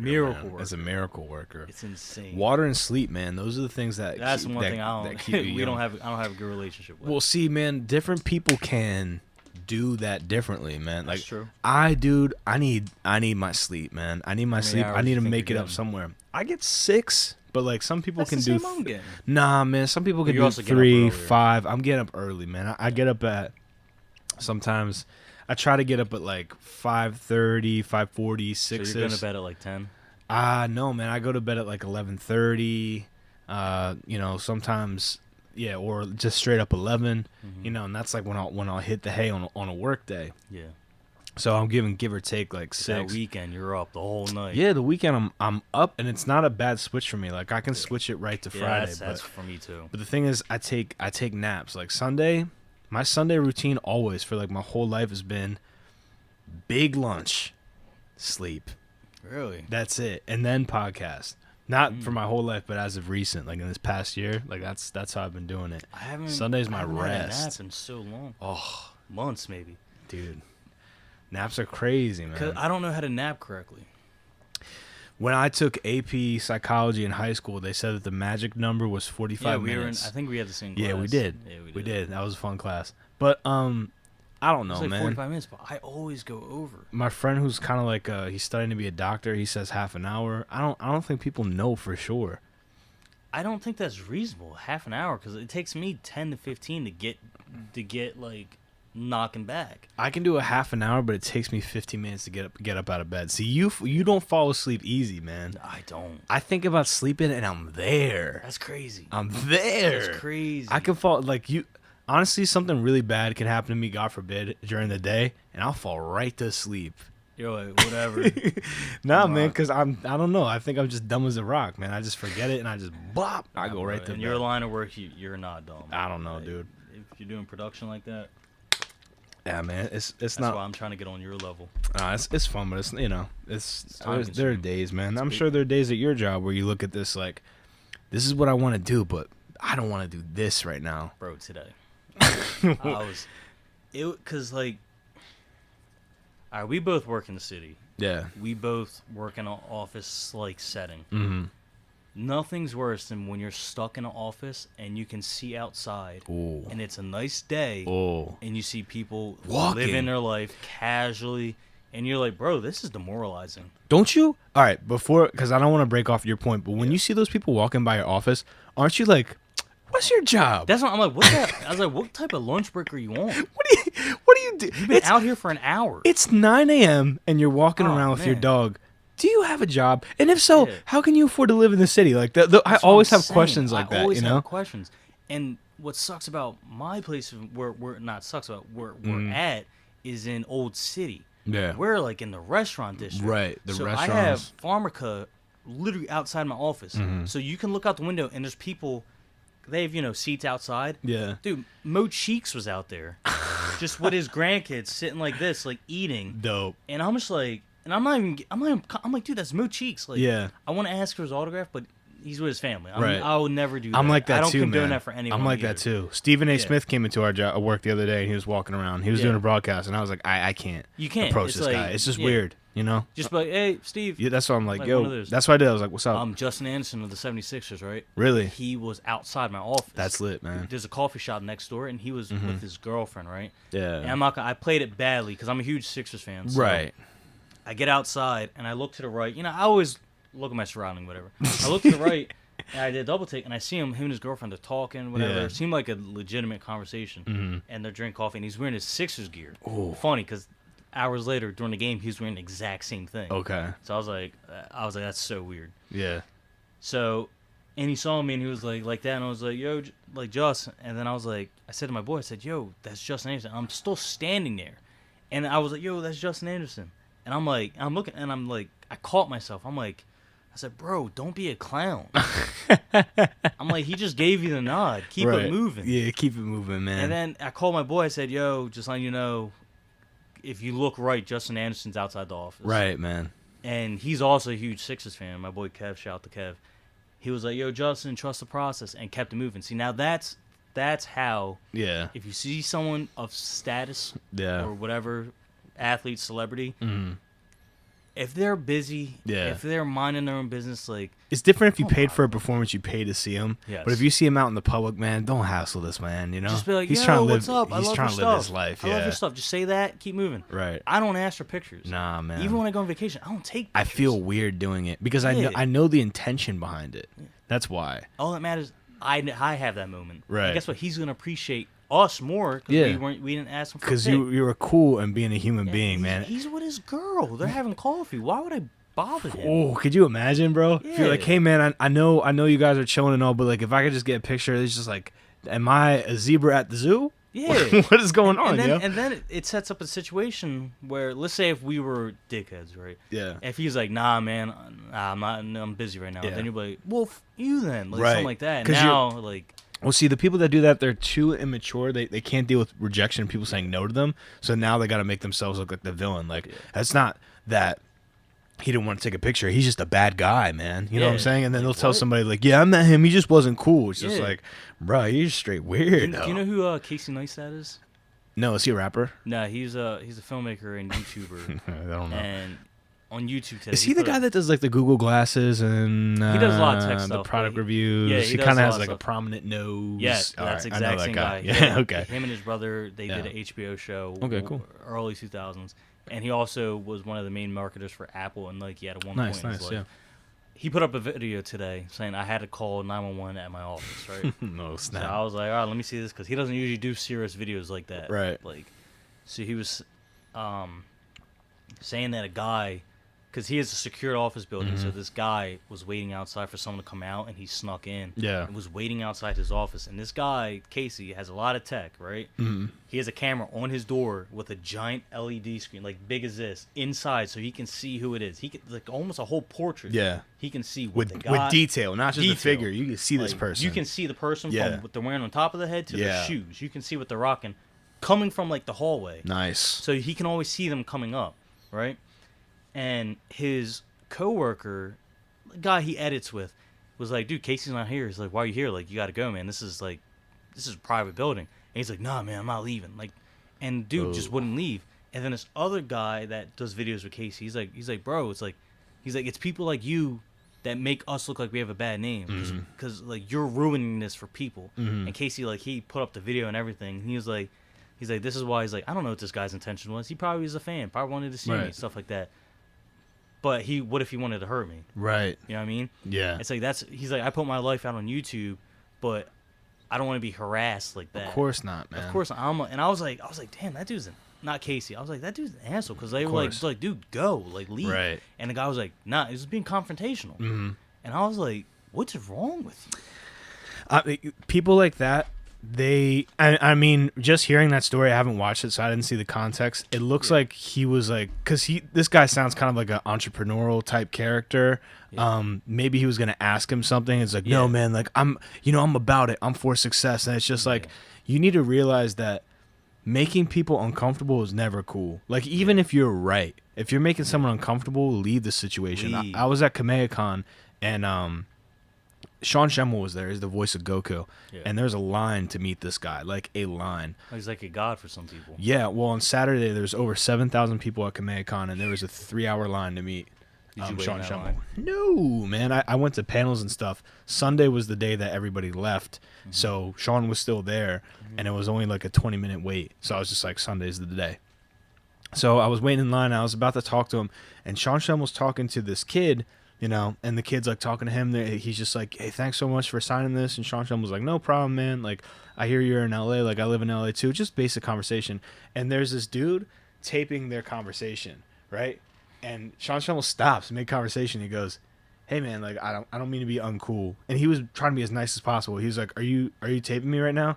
And he's just like, yeah. This kid wasn't friends with the kid that he was talking to. Oh, yeah. It was just a random guy, doing something for like YouTube content. Yeah. And Sean Schemmel was just like, yo, do me a favor, man. Just like get rid of that video. He's like, because I say like a lot of dumb stuff. He was like self-deprecating. Like, he was being super nice. He's like, I say a lot of dumb stuff, and like I don't want anything to just like appear randomly. Yeah. He's He's like, also, my man, like, it's not really cool that you're taping a conversation that you're not involved in. Yeah. And like, those are the moments where like you face palm because you're like, how does this person not understand not to do this? It's unreal, How? man. It's like, how did you get anywhere in life with like that low social skill where like you don't understand that you're making people super uncomfortable? Like, I felt so awkward. It's that moment where you feel secondhand awkwardness. And then I bet that guy walked. He's like, wow, he's an asshole. Yeah, like he walked away like he did like Sean was the person that did something wrong, and I was like, ooh. Yeah. And then it just makes you feel weird coming up and talking to him next because you just want to be like, look, I'm a fan, but like that is so far. Yeah, that's what you always from just my like, babe. it's like, at least I ain't that guy. Right, that's always the like, opening line. At least I It's ain't that guy. You're like, yikes. Well, anyways, it's just, that's how it is, man. But no, I feel like nowadays, because we're all on social media and you can see people's pictures and like the celebrities you follow, you have stories, like you feel like you know them on a level that you really don't. Yeah. So you get too comfortable, man. Yeah. When really, you're a stranger, and you could be a threatening stranger, like you said. Like, how do you know you're not going to hurt me, man? See, I don't know what it's like to be famous, but that'd be my first mark every single time. Like, this guy wants to rob me. Dude, that's what I'm saying. It's like, and like, we're going back to the Justin thing. We're in Philadelphia, and it's like, not saying Philadelphia is like the perfect city, and not saying it's also the most dangerous city. No. But Philadelphia people, we have attitude. Right. People walk around. Yeah. Honk the wrong way on a bike. They're like, yo, get the out the way. Yeah. Like stuff like that. It's kind of like New York a little bit. Mm-hmm. So, let's say if I was a more pressed person, and then he, whatever, and then I was like I said, he's like, yo, Justin, what's up? Like, if I said like that, he'll be like, what's up with you? And it's like, nah, what's up with you? Like, stuff like that. For no reason. Yeah. That aggression. Like, it's not needed. And now it's like, and now he's with his girl, and his girl's feeling uncomfortable. Oh, yeah. And because she's feeling uncomfortable, now He's doubly uncomfortable. double uncomfortable. Yeah, he has to protect her. Exactly. And, he's a ball player, so he's already bigger than 90% of the people that are in the city. So it's like, But that's the problem when you're a dude and you're walking around with a girl. Like, you ever been in that situation where like somebody's tripping hardcore, and you're like, if I was alone, like I would just let this roll off because I don't got time for this. But now, like that I got my girl with me or whatever, like it's gonna be a problem, man. yeah, whenever Natalia and I, whenever we go out, and we never put ourselves in a situation. It doesn't where happen something like that often, to be fair. It doesn't happen often. No. I'm trying to remember. I don't think we've had a situation where it happened, but when I'm with her, I'm always on the lookout. Mm-hmm. Just in case of like some dude, like if we go to a bar or whatever, some dude wants to do something stupid, say something to her, then I'm like, you have to say something at this point. Like you can't. Yeah.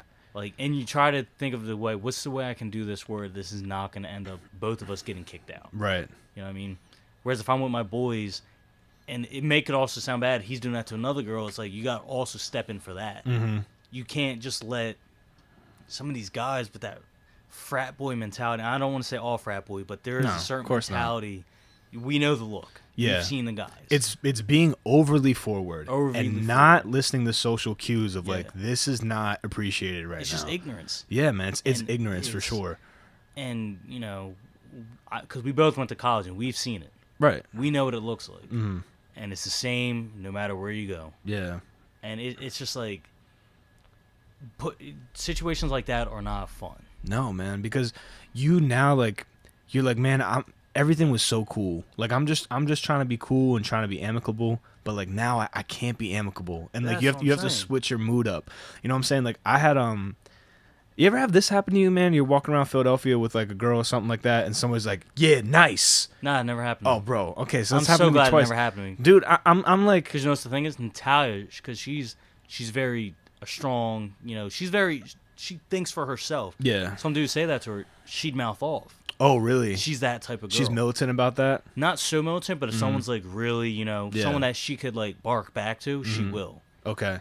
You know what I mean? Yeah. Or she'll be like, because she's very aware of her facial features, or maybe not aware. I don't know. She can do like the RBF faces. Expressions, you mean? Yeah. So if Okay. someone says something, she can look back Give 'em without a saying a look, single yeah. word for like, and it will cut you, Mhm. like her facial expression, and then he'll be like, all right, like Yeah. and then I'm like, Now whoa. it's like, whoa, what's up? Why are you being disrespectful, man? Yeah. Yeah.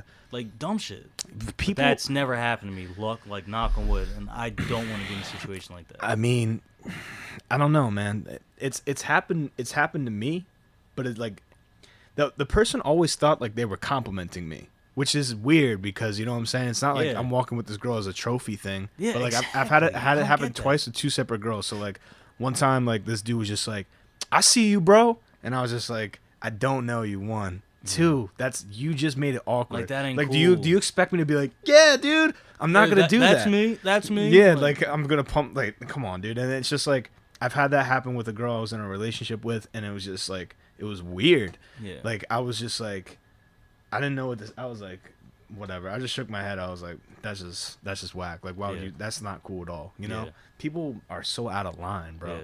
It's just they're it's looking not for some way to interject themselves into a situation, and it's always people that like they're outside every day. Like they Yeah. never go in their house. They're always out. It's just a Philadelphia thing. Like they're always outside. I don't get it. They got something to say about everybody. Everything. Like you'll be driving by in the car, they're just like, "Yeah, man, I see you." Like, and Yeah. it's friendly. I get it, but it's just it oversteps. That's why I'm an introvert, man. Like I like to keep to myself. You know? dude, I really do. And It's don't you funny, find that and the older yet that you're we getting, travel the most. well, no, How but weird is that? because you got to, man. You know what I'm You have saying? to Like see we're in our 20s. Like now's the time to do it before you get bagged up. But like, don't you feel like the older you're getting, the more you're just like, I'm cool with what I got, man. Like my Yeah. circle, I don't need to go out and like Nah. have all these like weird encounters with people. It's great Yeah. to meet people, but like, man, I Bro, like. we're past the age where it's like, I don't want to say we're past the age like we're like better or anyone or whatever, but like going out to the bar, it's like, bro, like I can just get the boys over at the crib and we can Right, just man. get a couple cases, Right. watch the game, whatever. Like I don't care. Right. I don't want to say it's the effort because I don't have a lack of effort going out, Right. but I'm thinking 5 steps ahead. It's like, all right, so we go out, blah blah blah. What time am I getting home? Yeah. What's my tomorrow gonna look like? Mhm. Am I gonna be hungover tomorrow? You know what I mean? It's like it's like stuff like that. Do I have stuff that Yeah. I need to do tomorrow Mhm. that if I get too drunk tonight, Right. it's gonna hamper that? No, I feel you. I'm going out if like I'm with people that I don't see every so often, and like it's a celebration. Yeah, You know that I happens feel a, that. a fair amount, but at the same time, man, like I'm more into that subdued kind of stuff, just because like Yeah. of the experiences I have with people, man. And I don't have a lot of patience for people that can't be cool, because I try to That's be what as I'm cool as saying, yeah. possible. You And gotta be cool. I know you're like that too. Yeah. And like I don't ever want to fight. I've only been in like a few altercations in my life, and it was Yeah. never really one-on-one. It was like rumbles and stuff like that. Yeah. But like I would never want to fight. I'm a Yeah. grown man. Like that's so Bro. that's crazy, man. That shit is gonna ache tomorrow. Not only We're at that, but age, it's just like it's like yo, it's like, just like, what are you doing out here at a restaurant, an establishment, and you're punching a Well, guy in the face? How did this happen? Oh, man. How did this happen? well, whose birthday was it? It was. Oh man, I feel like it was Elijah's birthday. We were at we were in Manioc, right? Okay, We had the whole gang. Mad River pops off. It pops every time too. Pops off. Like it's fun, and then it gets too fun where people are fighting. Well, it gets every single crowded in Mad River. Mad like, crowded, really, really crowded. There's Bad. there's that side. You know which one I'm talking about? The dance floor that's over on the other Yes. side with like the Yeah. bar. That's where you go to get a breath. When Yeah. you're in the main one, time. Dude, you can't move. oh, You can't move. So, I forget what happened. These dudes. I'm saying it was everyone. It was Gus, me, Elijah, Chris, Mike Borgman. Like we had everyone. Everyone was. I know there, a little right? bit of the story, but I want to hear your account. So, these dudes are next to us, little too drunk. Yeah. I don't understand how you think this is a cool to do or even funny to do. Middle of the dance floor, they're like, it was a song, you know, a pretty hype song. They're getting their beers and they're just spraying them, and we're just like, so we're like, we'll just move to the other side, right? Right. Naturally, as the night's going on, they are now getting closer to us, like unintentionally getting close to us. Mm-hmm. They start doing it again on a different song. It's getting on like people and stuff. Yeah, everyone. So, and the bouncers like see what's going on, but they don't want to like, you know, interject yet. Yeah.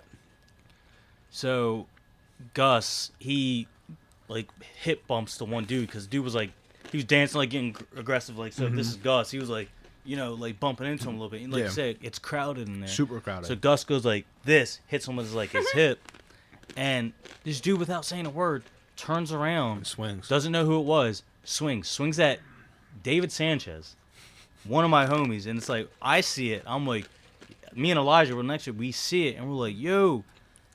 So, and then Dave like gets out the way, and then he throws another one at Mikey B. Mm-hmm. Mike B clocks him, and these two are like wrestling, right? Yeah.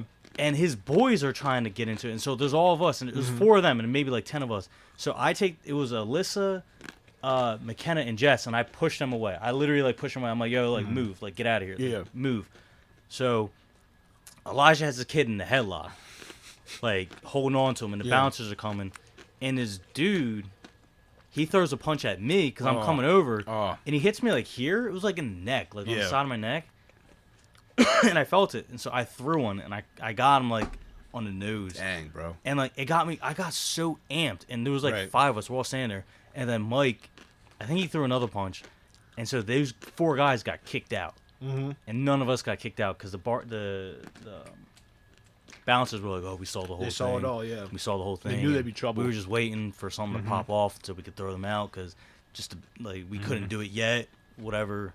Yeah, man. There's too many people, and we don't want whatever. So they were like complimenting us, and we were just like, and the kids were like, whatever. Of course, we're like, of course. Nah, man. I mean, and you know, fighting's never good, but in that case, you gave them a reason to get kicked out, right?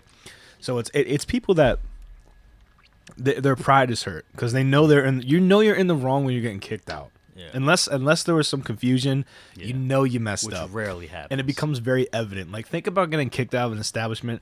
You're going from this place where, like, the poof, poof, poof, like, hear music to just complete silence. You're outside. It's really dark. You're like, I messed up. You know what I'm saying? Yeah. So now you're by yourself. Right. Some of your people are still inside. Right. You're trying to get in touch with them. They're like, nah, bro, you're being stupid. You got to get your head clear as soon as that happens, man. It's just dumb. It's crazy. And the older you get, like, if you're doing that, man, and like you're out of college, you're getting kicked out of clubs and stuff, man. Like, dude, reevaluate the way you act, bro. Like, it's just Especially so when easy. You're over 21.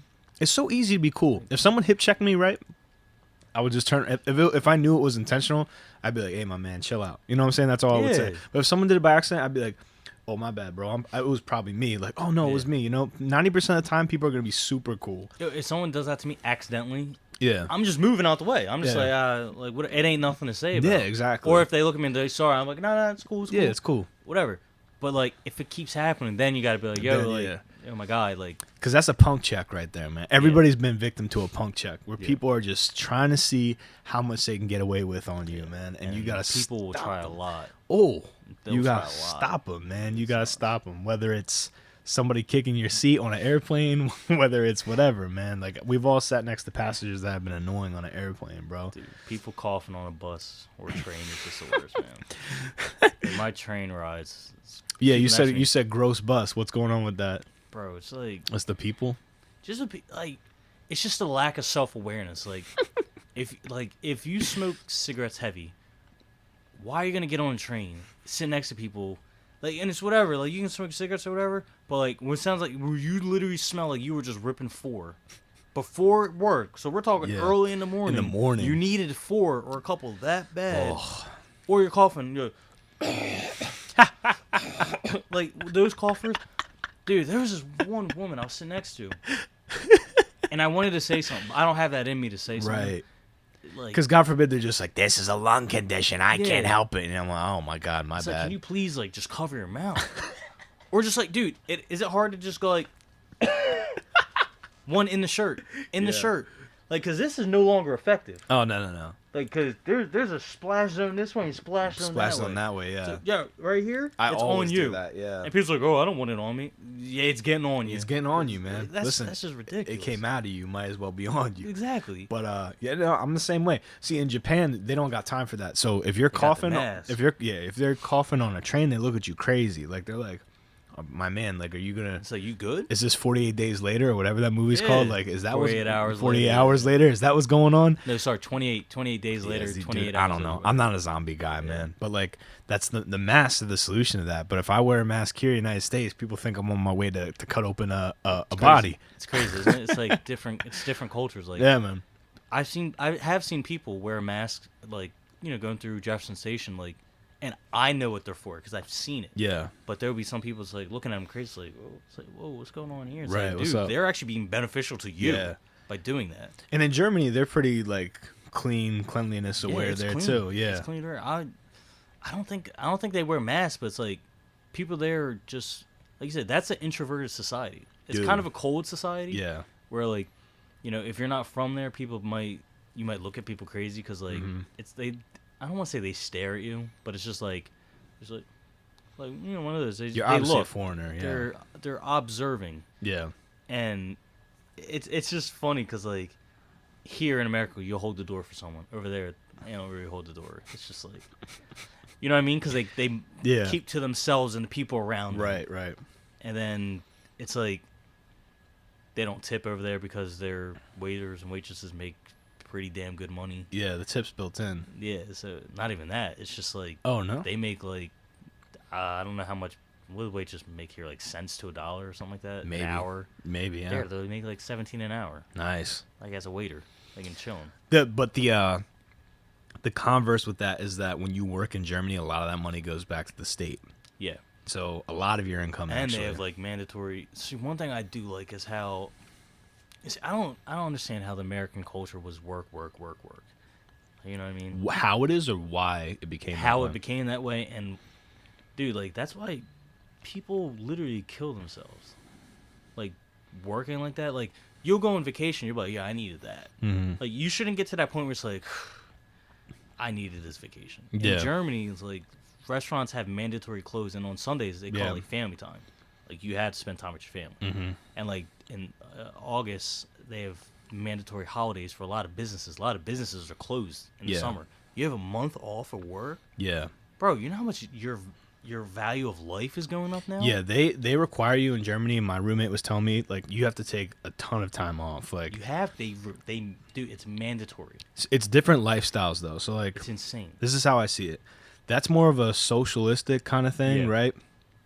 Where the community cares for each other, Mhm. and it's kind of like this big. How do I describe it?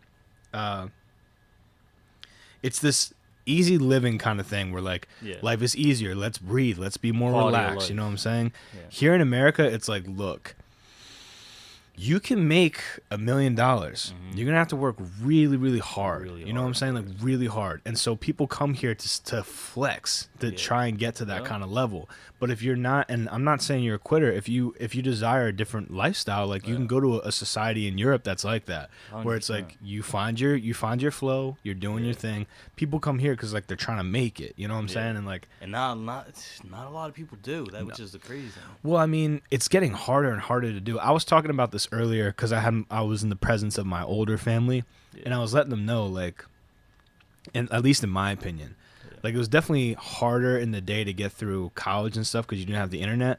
But I think the level of competition, occupation-wise, for millennials is so high because of all the technology. Yeah. Like you have to be able to do so much now. Yeah. You know what I'm saying? Like we're back in the day. That's why like we're doing things like this. Exactly. We're doing things like teaching ourselves how to make beats, like Yeah. or just Yeah. or create videos. Just Yeah. so you know, if something doesn't work out in this line of work, Right. I got a skill. Yeah, you got I another gotta another acquire hat skill. you could put on. Got another man. hat It's you all can about put the on. hats, yo. And that's one thing I will say that I love about the American culture is like it's our age group. A lot of people our age group, we're very multifaceted. Like, Yeah. we can do many different things. Right. All because of this. Whereas, you know, other cultures or even people who are older might not have had that luxury. Right. So that's one thing that I do like is that, you know, we have a strong self-teaching.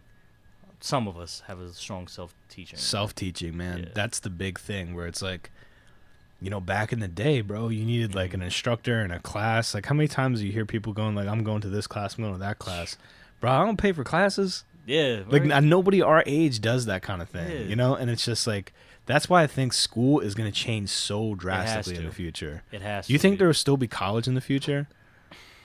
Like in the far off future? And like throughout the worldwide, or we Yeah, say throughout the America? world. I don't know, but something needs to change. You think Because, so? dude? Like, if there are schools that are doing the same thing that we're doing in different countries and they're doing it for free, Yeah. and some of the kids are getting probably better off, Mm-hmm. or just we need more, just different ways to be able to be successful. Yeah. Like, if you don't go to college, what's another thing that you could do to be successful? You know what I mean? Could Yeah. you go to vocational school? Could you go to a tech school? If you Right. don't do that, what's another lane that you can take? Right. Because some people think that they can be YouTube stars, stuff like that. Dude, that's like literally like 1%. Right. People that make it on YouTube is very small. It's not a big thing. I think the misconception is those people that want to be like internet famous and stuff, they think that like they can kind of do it on the side. Yeah. When like people who make videos on YouTube and they do it full time, like every waking moment is spent like editing videos, like Working. watching videos. Working. It's work now. It's work. So if you want to make that your work, then totally. I'm not discouraging it, man. But it's gonna be hard. It's gonna be gonna be hard, discouraging man. for a long time. oh too. yeah, bro. Like I don't know. I always think about Danny Brown, man. He never blew up until he was like 30, and he was rapping since he was like 20. It's like a decade Yeah, it happens, man. of just like rapping, bro. Like and not getting any recognition. Dude, even like Joyner Lucas. See, yeah, Like, he's a rapper now, but he's like I think 30. Or even J. Cole. He didn't get his best-selling album until his like fourth one. yeah. You know what I mean? So Yeah. it's like sometimes it takes longer than others. Some people just get it right away. Speaking of that, I have not seen the Childish Gambino video. This is America. You haven't seen What is the hype about it? What's it about? it? Wow. Before I watch it, Um, because I've just been seeing like literally 1,000 memes of it online. I think you should watch it, and then I should talk about you watching it, your reaction to it, because you would have to see it yourself. Okay. Because one, it's in one continuous shot, Okay. which is impressive. Two, the director of it, Hero, also directs Atlanta, Okay. and it's a jarring video, like Political. yeah, very social, Mhm. political.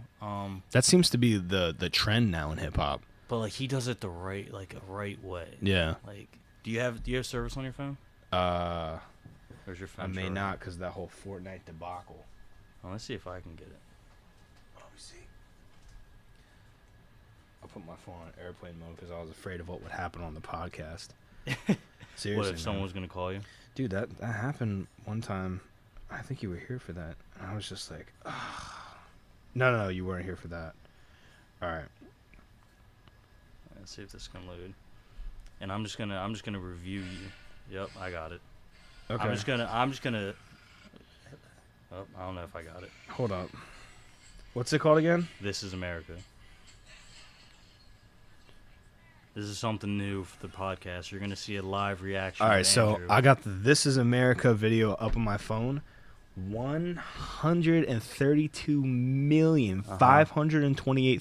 132,528,064 views. That's man. a lot. I Yeah. can't believe that it's made that much. I mean, I may be watching the equivalent of the Numa Numa guy video, so people listening to this may be like, "Bro, you haven't seen it," but I haven't. Let's turn Sorry. aside so I can see, so I could give an in-depth analysis and review of what Andrew's watching. Cool. Let me just there's a movie trailer because I don't have ad block on a phone, and the movie is I don't know. I think I just watched that trailer. All right, so Andrew's now setting it up on his phone. He's about to. So right here, I'm gonna do a little commentary for it. Yeah. As you can see, this is a very South African sound to it right now. Okay. People thought that this was Trayvon Martin's father, but it's actually not. It's just an actor. There's Childish right there. Nice. He was hidden by the pillar. Yeah, you couldn't even see him. And you could have. I love that. The I wonder if doom, this doom, is a doom. Steadicam or a moving jib that they're shooting You know what I thought it was? I thought it was, oh my god, what's it called? I forget the name. I see them. They're like $200. You can put your phone on them. It could be a jib. I don't know. I forget the name of it. But I want to know if you recognize this pose right here. Is that Lupin the Third or James Bond?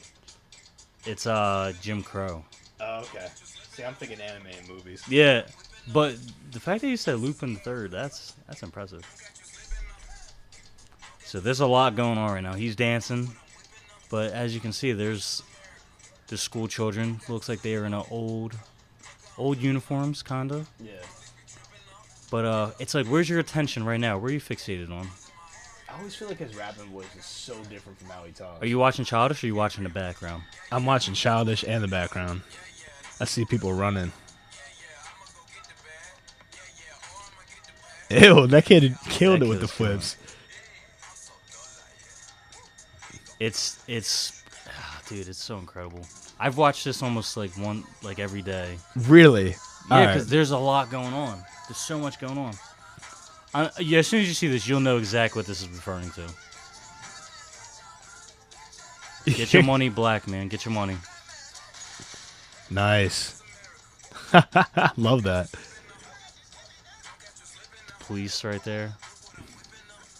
You know what this is from? It reminded me. I feel like I'm the only person who thought of this. No. Django. When he takes off the coat. Oh, and okay. He's unchained. And he has a chain around his neck. That's interesting. Now look at the background now. Yeah, people are killing themselves. Chaos. It's chaos. So what people think is that Childish and the kids dancing is supposed to distract you from the bigger picture going on in the background. Oh, like entertainment? Now that lyric is important. He said this is a cell phone, not a tool. You know, okay. Some kids are getting killed, Yeah. hitting the chute. Some kids are getting killed. Look at that. White horse with a black figure on the back. Hey. That's a representation of death, right? Oh, like the Grim Reaper riding? Yeah. Now he doesn't even have a gun and people are running. Whereas some people are getting killed for, cell phones. I'm still blown away with him killing the Black Gospel Choir. That was such a cool twist. I like when the audience's expectations are subverted. Well, you know that happened, right? No, Happened. see, I don't know what that's... Dude, Dylan Roof, that happened in Carolina. Oh, that's what that's a reference to? Yeah. I was thinking of that Call of Duty level where you kill everyone in the airport. I still don't understand what this scene represents. He's getting up on a car right now. There's a lot of cars. So what I thought was that this is all his wealth, and look how he's the only person who's enjoying his wealth. Oh, okay. Because they're saying, get your money, black man. Well, the cars are older. They And seem to yeah, be I from a noticed that certain too. period, so Certain that might be a periods. shout out to the period. Mm. But then again, it may not be anything, man. And he was interviewed on, now this part's interesting right here. Very eerie. Very Did eerie. they shoot this in like an abandoned parking garage? Dude, insane. Look at that shot. That's insane. His eyes, bro. Look at that. You see behind him? He's running. From police? I don't know. It's hard to tell because it's really hard. But Is that the end? That's it. Oh, That was man. I really did enjoy that, actually. It's a jarring video. There's something about seeing something that's eerie, because that ending is kind of spooky, Very and up spooky. to interpretation that keeps people coming back. And he was interviewed on Kimmel. Mm-hmm. I think it was Kimmel. Or no. Sorry. It was for Solo. Because the movie comes out next Friday. What's that? Wow. Hope Solo? Oh, we're talking about the Star Hope Wars Solo. movie. Han Solo. Han Solo. Yeah, I said Hope Solo, soccer player, American goalkeeper. And then Deadpool. Deadpool's- Deadpool comes out this weekend. This Thursday. I have my ticket. Nice. I'm seeing it. Natalia, and Elijah are seeing it Thursday. Cool. Dolby. Sweet. What's it called? Yeah. So they were saying, yeah. So you dropped the video. They were asking about it. It's amazing. Like the reaction. Like, did you expect that? He was like, no, not really. Didn't expect Yeah. that. And they're like, so are you gonna answer people or tell them what your meaning of it? He's like, no. Yeah. He's like, I haven't been on the internet since it came out on Thursday, and this was Tuesday. Right. Because I haven't been on the internet. He's like, oh, why not? He's like, because if I tell someone what I think it is, and that takes away what they thought it was, and the point of art is your own interpretation. Hey, man. That's a lot of people see it that way. And a music video is not like a TV show where there is a narrative, but Yeah, it's there's a not narrative. really a concrete narrative No. as it would be in a show where there's actual writing. Yeah. So I respect that, man. I mean, Yeah. and that makes your art more impactful because Yeah, it takes the magic I think out of it. him not speaking on the video, I think that video speaks for itself. Yeah, man. I don't know. I mean, I have a certain message when I watch it, Yeah. and a lot of people are gonna dissect it. Yeah. But it's cool, man. It's just cool to see something creative, you know. It's cool to see something creative. People are saying that might be video of the year. It's breath of fresh air. I don't know. I'd Too have early to to watch tell. more videos. Yeah. But I'm down. I'm just surprised that it caught on so much like it did. I mean, the only other video that was like that hip hop related was the Jay-Z video. The one with the kind of Sambo cartoon character. Oh, the history of OJ. Yeah. That one was like big, I remember. Yeah, People were watching that. People were like, whoa. Yeah, They man. didn't expect that. I didn't expect that from Jay-Z. We're talking Jay-Z. I like that caricature though. Yeah. I mean, it's obviously a racial stereotype, and Yeah. it purports the minstrel show and a lot of negative stuff. But like Yeah. the way that he had it with like jaded eyes, Yeah. like he's like, I'm tired of putting on a show kind Yeah. of thing. You know, like Yeah, it that was whole cool. twist on it was It was really cool. good, man. What did you, let's say, let's talk about Quiet Place. Yeah, I remember you finally saw it. yeah. I feel bad because you didn't see it. No, I saw it. Oh, you did see I it. saw it night one. Okay, all right. And, So I'm on top of these things. so I before- saw it when it first came out. before I launch into that, I just want to say that I'm really appreciative of movies that give you an experience. And this 100%. this one, How did you see it? Did you see it standard? Did you see it in Dolby? I saw it standard last night, and it was a packed theater. It was pretty packed, and they said the best way to see this movie is in a packed theater. 100%. So How's the audio in the theater? it was awesome. Okay. It was awesome. This is the AMC on Broad Street, the Broad Street 7, and it has the reclinable seats and all that. Chill. So I was packing snacks to sneak them into the movie theater, and my roommate's like, and my man, like, this is a real quiet movie. Yeah. Like, you're probably not going to want to eat snacks and stuff. I was like, nah, you No. don't know me. So Spoilers, potential spoilers coming if you have not yeah, seen we're Quiet Place. we're definitely gonna spoil it at some point. But literally, I get into the movie and it's the opening scene, and I crack my soda like, tss, and I was like, this can't be. So like, I was Yeah. waiting for music to come up to take sips. Yeah. Instantly, that movie transports you into the situation 100%. because it is so strong in the air. This Yeah. this silence that's going on. Yeah. You feel like you have to be quiet too. I don't know Yeah. what it is about it, Yeah. but I was literally, because everybody in the movie theater was so quiet, you feel like you're in the situation. And you didn't want to be rude. And I was like, this is genius. Yeah. Because now I feel as though I'm hiding from this thing. There was two powerful moments for me that it was. I'm jumping ahead in the film, but Right. the emotional impact of when they could go to the waterfall and scream And be just scream and be human. and just be human. And be human, dude. And dude, when I watched it, I almost got like, I don't know why, but it like hit me for some reason. Me It hit too. me emotional. Me too. And his dad's like, he's like, we can be ourselves here. Yeah, he was like, it's And I was okay. like- he's like, it's okay. I And was the like, kid was wow, like, man. Ooh. I was Yeah. like, wow. Yeah. And dude, just that deaf girl, dude, that is a shitty situation. Bro, I was trying to put myself in her shoes. Mm-hmm. I would feel the exact same way. Yeah. Like I'd be like, yo, I'm the reason my brother died. Yeah. Like, and you can see that so strong on her, man. Strong. Where Great it's just actress. like, yeah, great actress, man. And She, dude, I mean, she oh, looked like the sister of the kid from Stranger Things, but She did. She did. Holy shit. I didn't she think looked of that. just like that She looked dude. just like him. The dude that has no teeth, toothless. Dustin. I was She so- did look like Dustin. That's she looked insane. just like him, man. The movie, I was like, dang, yo. What about the sand? I never would have thought of that too. The sand, walk on sand.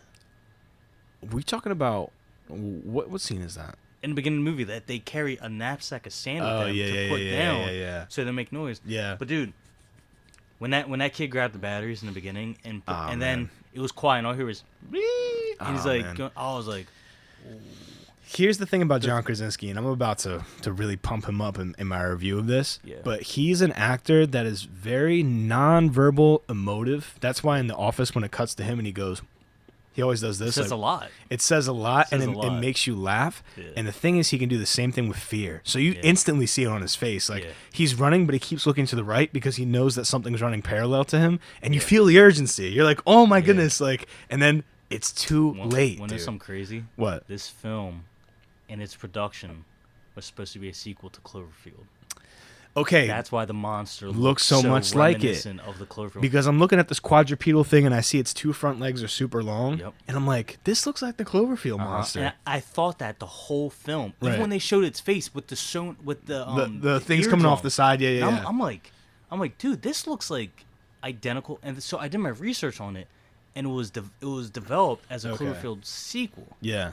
And I was like, dude, if this had the Cloverfield name, the movie's already phenomenal. Yeah. But I love the Cloverfield universe. Me As too. much as people They like should hate tie it, this into it. they It'd be should. easy to do it. Very really. easy. All you gotta do is, did you watch that Cloverfield movie that came out on Netflix? The one that was just released with no trailer? Yeah. No, was it good? I liked it. Oh, A it lot was of people bad. didn't. It was bad. You would have to watch yourself because Is it goes, prequel? prequel and sequel. It Oh, goes okay. into the lore of Cloverfield, how the monsters came here, and Okay. I'm like, that's why I really like it. But back to Quiet Place. His wife in real life, Emily Blunt, his actress in the actress in the movie is also his real life wife. His wife, yeah. Man, that scene when she was giving birth, dude, I was like on the edge of my seat. I'm like, dude, this is genius. Yeah, man. Me and my roommates were talking last night because he sets the fireworks off to be a distraction for the monster, Yes. right?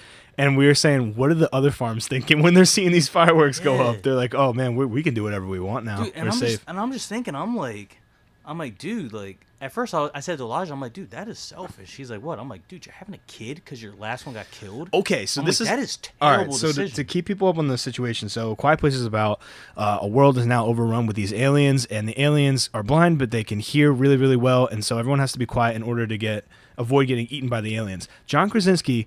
And what's funny about this movie, as I was watching it, and I was like, when people talk about this movie, they're just going to say John Krasinski. Because I don't know this guy's name. I don't know anybody's I don't name think in this they said movie. anyone's name. Yeah, I don't think they said anyone's name. So I was like, okay, so John Krasinski, he is so meticulous with the plans that he sets up. There's an alarm system. There's fireworks. There's sand. There's tape on the floor. There's paint on the floor so that they step on the parts of the wooden floor that don't creak so the monsters don't hear him. This guy's planned everything out, but he gets his wife pregnant. Who would want to bring a child into that world, man? Terrible. That was a terrible decision. And you know it didn't happen beforehand because in the flashback she wasn't pregnant. So it's like, what was my man thinking? How was he going to do this? A replacement. Like, I understand that they lost a child. Yeah. And, oh, man. Here's the part that got me. Damn. The baby gets born. Long story, I'm not even going to spoil it, but the baby gets born. The way it gets born is pretty cool. But it gets born, and this is how, like, stone cold this movie was at times. The baby's just introduced to life. John Krasinski puts a mask on it and puts it in a box. Yeah, I'm like, insane. wow, dude, this is hardcore. Yeah, I was like, they can't risk it being heard, man. I thought I got killed for a second too when the box was open. And Yeah. I was like, no. Me too. What I thought was going to happen is that it was going to be holding the baby, trying to figure out what it was. And I was going to be like, oh, snap, how's she going to get it back? Wow. But here's the thing. There's a few things in that movie that rubbed me the wrong way. I'm not sure if we should dive into that yet, but that was one of them. So John Krasinski leaves the bunker to go find his other two kids. The wife's like, they'll be waiting for you. They know what to do. And he's like, I'll be right back. Don't worry. Yeah. He gets out, right? And there's a mattress covering the thing, which isn't the most secure or whatever. He doesn't notice the water coming out and seeping in. He just walks away. Me and my Yeah. roommate were like, that's the first thing I would notice is that there's water literally you can hear it. Yeah, like leaking out. And so she just wakes up and the whole thing's flooded and the lid is off of the baby thing. And Yeah. I understand the audience is like uncomfortable and they're supposed to be. But I'm like, this could have been avoided. Like, just It get could've her been somewhere avoided. else. And dude, when she stepped on that nail and you saw, I was like, oh. I looked away. I felt like I knew it was coming. I felt like I a was waiting to sissy. hear that crunch, and the crunch was so loud in the theater. I felt like a sissy. I couldn't look at it because And, I felt that. Oh, that was bad, dude. That one part that actually scared me was the old guy. What- Because I thought at first I don't like seeing people get hanged. I can do gore, everything, but some about hanging. Is it the face? Is that one?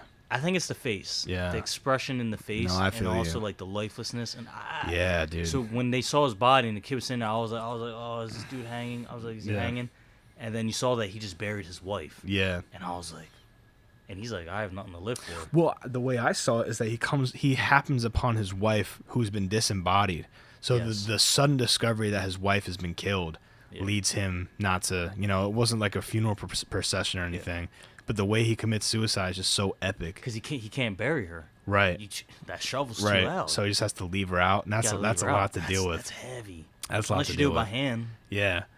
So that's heavy. So he did that, and I was like, fuck. And he's screaming. And he just picked up his son. He was bulking it. I'm like, Yeah. That scene was pretty cool though. I liked how like just like the what mirror. about the deaf girl? It's like she went back to the brick. I'm like, girl. I'm like, Yeah. Okay. So for this being such a smart movie, there were Yeah. so many dumb moments. there was a lot of dumb moments, but to be fair, there's a lot of rules in this movie, so it's like you're gonna break them sometimes. Yeah. Here's my thing: it's a life or death situation. You got aliens coming around. The fact that my dad doesn't love me takes a backseat to me surviving. That just comes first. I'm not throwing a temper tantrum because dude, what's it called? Dude, hearing aid's not working. Dude, listen, that'd be the last thing on my mind. I'm trying to see if I can see tomorrow. Because she doesn't even know if she's being loud, which is crazy. That's the big thing I have in that doesn't movie. know she's being loud. That's what made her so impressive. She's deaf. There's a deaf character in this movie that's running around doing stuff with everybody. Yeah. But how can you know when you're making sound when you're deaf? You know how I think she knows? Because when you lose one of your sensations, your other one's heightened from it. So her vibration. I think she feels everything through vibration. I mean, that's true. I think that's what also that thing was triggering. So when she took steps, it vibrated and she would get the. I don't understand. I don't really know how eardrums work really. Right, me neither. Not gonna lie, how they figured out how to kill the things was kind of corny. It's kind of BS.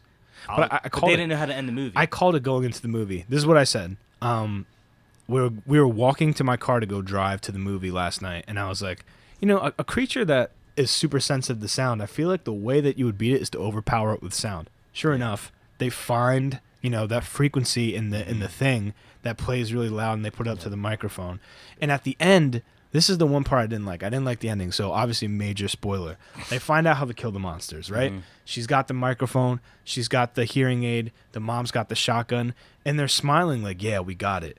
Their husband and father just died. Like, they should still be, like, just immobilized with fear. He got ripped. He got wrecked, dog. He got ripped, and I was like, ooh.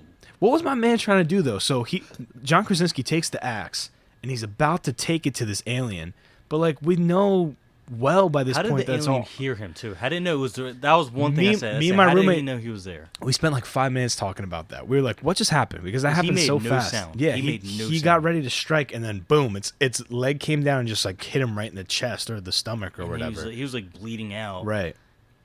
So I guess that.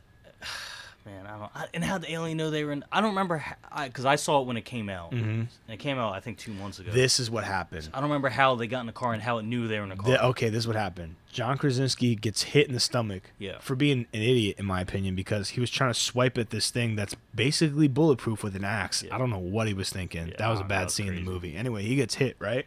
And the kid sees him get hit, and he can't hold back. He goes, "Dad!" He screams out, "Dad!" And it looks at the car, and it starts going. Yeah. Now, this is my take on it. My roommates disagree with me. That car, when you take it in neutral, it rolls to the house. Yeah. I would have done that earlier to see if it would shake the monster. But to be fair, that thing sliced through a silo in like 1 second. How in the world was it having a hard time opening up that car? I don't think it knew what it was. Okay, you know what I mean? Maybe. So it was like, because it was like fumbling around. It was like, what's going on? And they weren't making noise in the car either. So I was like, I don't know, because from what I hear, when a bat hears a sound, it hears it, and then it can see it. Right.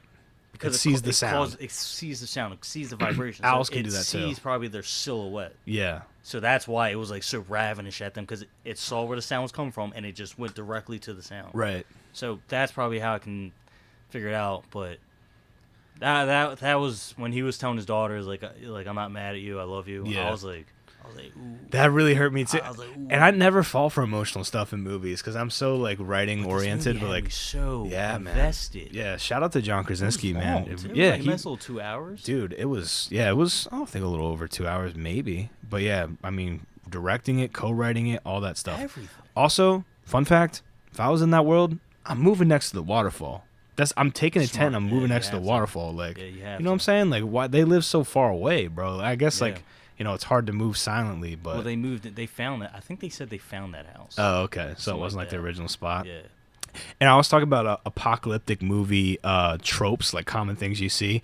Dude, how many times in an apocalyptic movie have you seen a guy hunched over a chair, like doing Morse code, like trying to reach out, like I Am Legend and stuff like that? It's always some dude with a microphone, like, is anyone out there? Yeah. Like, it's just that you see that in every... New York. Right, you see that in every apocalyptic movie. It's like some dude holed up. Like trying to get out to the world, man.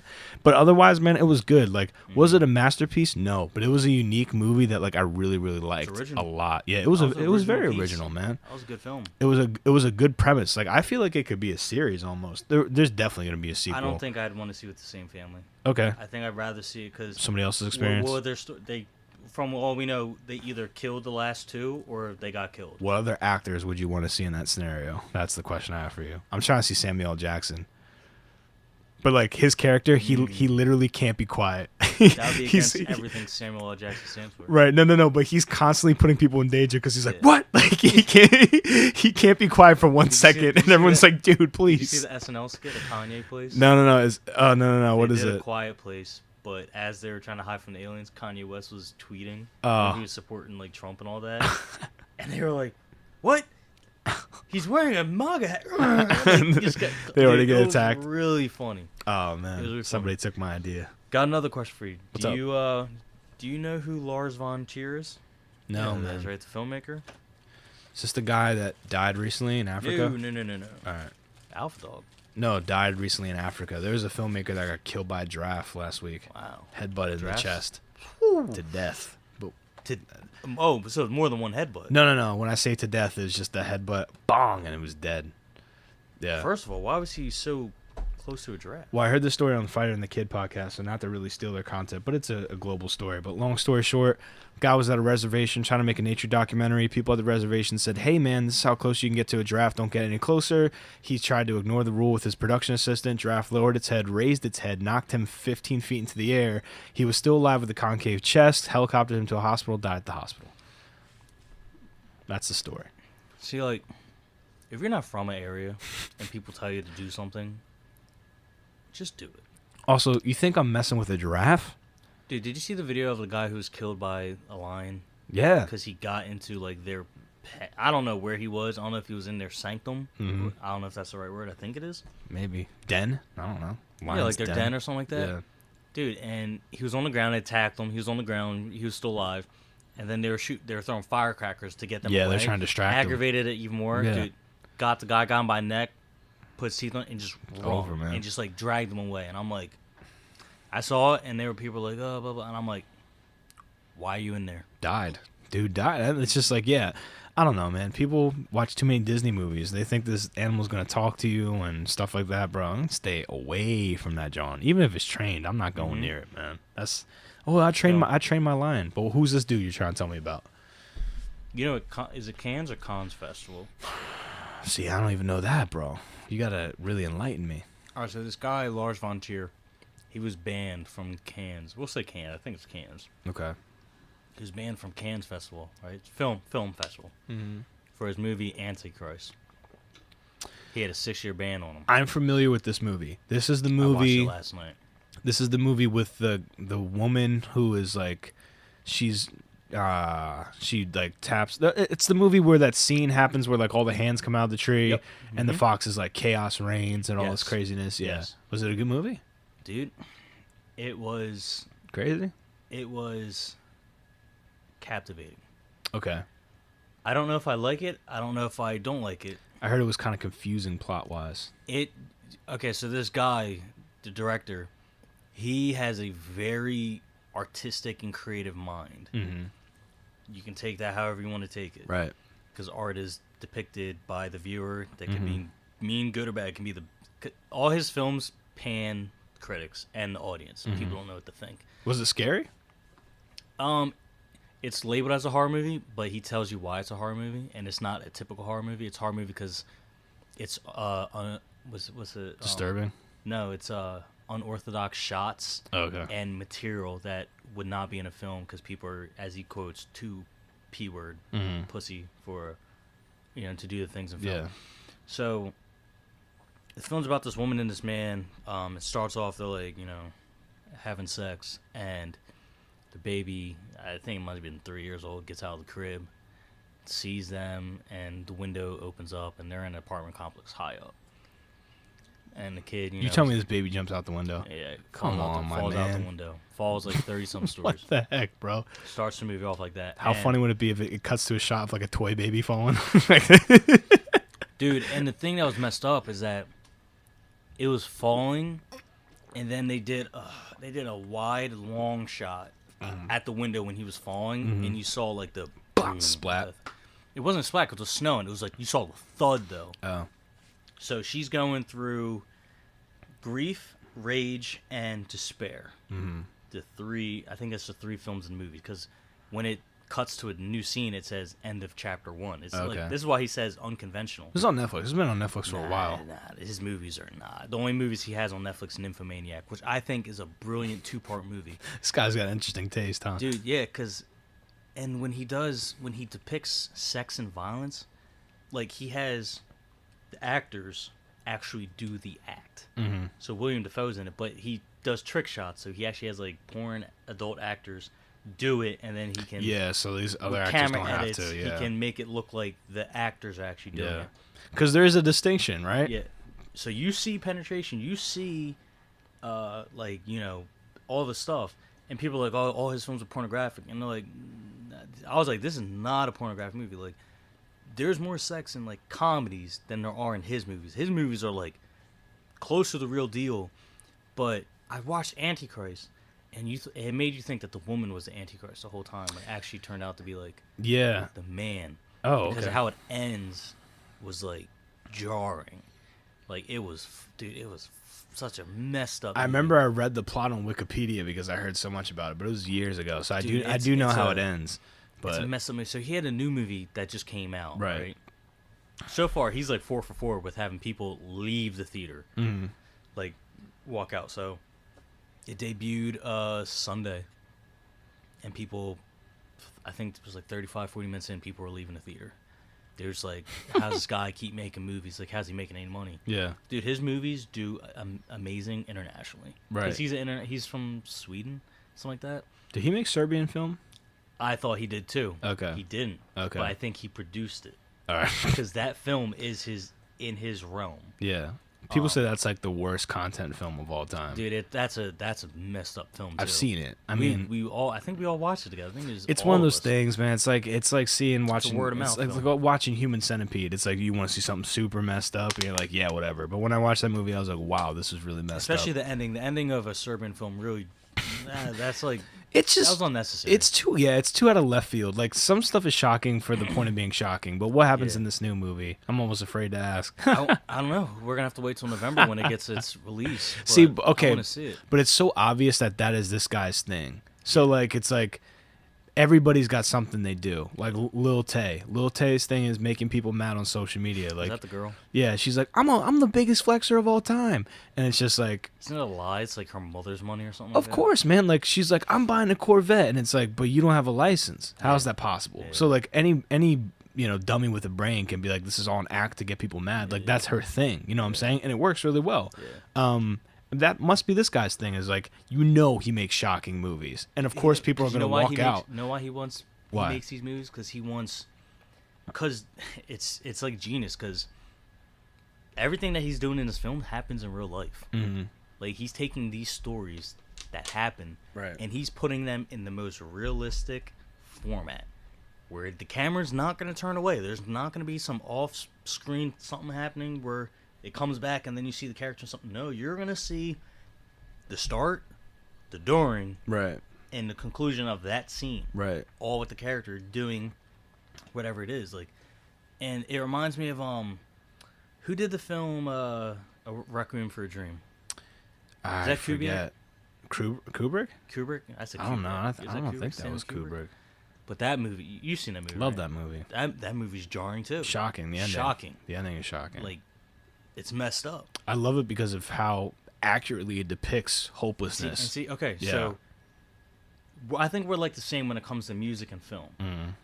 Like, people could hate the movie, but Right. if I can see the direction that the director was Yeah. going in, and if I can, at the end of the movie, it makes me want to start a conversation, that's a good movie to me. It's all about context, right? Yeah. So it's not necessarily glorifying wrongdoing, but it's showing you like the lesson that comes in the chaos and madness, right? Yeah. But to be honest, I think that this producer, just based off what I'm hearing, like that's his shtick. Because It is his shtick. the first thing you hear when like people walked out of the movie theater, they were so offended that they couldn't. The first thing that comes to my mind is, I want to see what this is all about. Exactly. You know It's what I'm word of saying? mouth It's again. it's the biggest marketing tactic ever. Yeah. You know, it's just like, how does this guy make any money? Well, he's infamous, and infamy is the same as fame in the media market for Yeah. sure. Like you can be somebody absolutely And crazy. His film that came out in 2012, Nymphomaniac, it had Shia LaBeouf. It had Uma Thurman was in it. Shia Okay. LaBeouf. Well, in Antichrist, William Dafoe was the father. The and dude, the yeah. woman who was in that movie, I don't know her name. She was in Nymphomaniac. So Nymphomaniac was broken in 2 parts. It's 2.5 hour movies. It tells the tales of this woman from when she discovered sex at a very young age, right? Young. I think like around 10, maybe earlier. I don't know. Up until the current day. And she tells her stories, what each partner represent, what each partner meant in her life. And I watched it. It's close to it's like 5 hours. And I'm like, this is a good movie. And like people who had to watch it in theaters, and they had to watch 5 hours, but they were just like, oh, like no one wants to see like pornographic material movies. I'm like, dude, like what? Like that's like, I understand what porn is. Porn is the act of showing penetration. I get that. But that's what porn's focus is solely on. If this has like a story intertwined with it, where it's happening, every so often in the moments, that's not a pornographic film. You could say porn has a story, but maybe it's not artistically done or done with any nuance. Yeah. Yeah. But I mean, to each their own, man. It's on Netflix too. Everybody has their own bag. Like some people, I watch a ton of anime. Some people look at anime like, you're not gonna catch me watching cartoons. It's just like, I don't know, man. Like you I know people that be like, I don't like hentai. I'm like, what? Nah, yeah. I'm like, what? But you see something in it, right? So like, if you see something in it, and to you, like, there's meaning in it, then like, you watch it. Like, I'm gonna be honest with you. Human Centipede, that movie is just like, it's the equivalent of somebody picking their nose and having the booger on their finger and going like this. Everyone goes, ew. That's what that movie is. And like, that can be fun for some people. You know what I'm saying? Yeah. And if it is fun, then cool. I mean, I don't know what the appeal is in Antichrist. I'm not sure if I'll ever watch it. But like, if you... I think it's a film that you should... I think it is a film that should be seen at least once. All right. I'm not sure if it's my bag, but like... It probably won't be in your bag. Trust me, I don't think I'll ever watch it again. Because not the fact that it was too long. No, Antichrist was only 2 hours flat. Okay. I'm saying check out Nymphomaniac. That's on Netflix. That's the one you're talking about. I got confused. Okay. Check that one. I think that is definitely a must-see. Okay. That's one of the best roles I've ever seen Shia LaBeouf in. Well, man, I mean, this is the guy that did that whole thing in L.A. where... You heard about that, right? Yeah, with the... where he had people come in, and he wouldn't say anything. And then he said, they will not... What was he yelling? He said, they will not divide us. Yeah. Like So this is what happened to Shia LaBeouf. It was his art piece. People relate to the party. Yeah, he did a walk-in art gallery in L.A., and the art was literally this. You stand in a line. He was sitting at a table. With a bag, right? The chair. I'm not an actor anymore. There's items. Yeah, I'm not an actor anymore. That was, I think, a sign he was holding or something like that. And then there was items on another table that were from each of his movies. Transformers, Indiana Jones, all the stuff. There's a whip from Indiana Jones, which seems pretty suggestive to me. But people were allowed to go in and say and do whatever they want to do. Apparently, he was raped. And I take that he said that. Or somebody said that. And I take that pretty seriously. They mean like raped his mind? Or do they mean like a woman came in and like raped him. That's pretty crazy. That's pretty nuts. But the whole point of this art thing was that he didn't say anything at all, nothing. He would just let people come in and talk to him. So like somebody with that kind of mind I could definitely see him being in a movie like that, man, like for sure, Yeah. He's somebody who's out there. I'm not a Shia LaBeouf fan. Yeah. I look at him with disdain because of all the copyright infringement stuff I heard about him, but like I could definitely see him being part of something like that. But did you happen to see the movie Mother? Not yet, and you talked about it on this podcast, and I was so close to seeing it. And I know it's a biblical retelling. Oh yeah. But That's a heavy film. I gotta see that. I can't watch it before I go to sleep. It's not really scary. I would say it's like jarring. Okay. It's like one of those. It's like the director of that film. I forget his name, but he's in the same box as Tarantino, Lars, because Tarantino says Lars von Trier is a genius, and they're in the same box. Right. He said that before in an interview. So he's in that box with them. I think Kubrick's in that box too. I'm down with Kubrick, man. See, I feel like Tarantino is more digestible than these guys. Like Tarantino's like it takes a real life serious scenario and makes it into a Saturday morning cartoon, like World War II.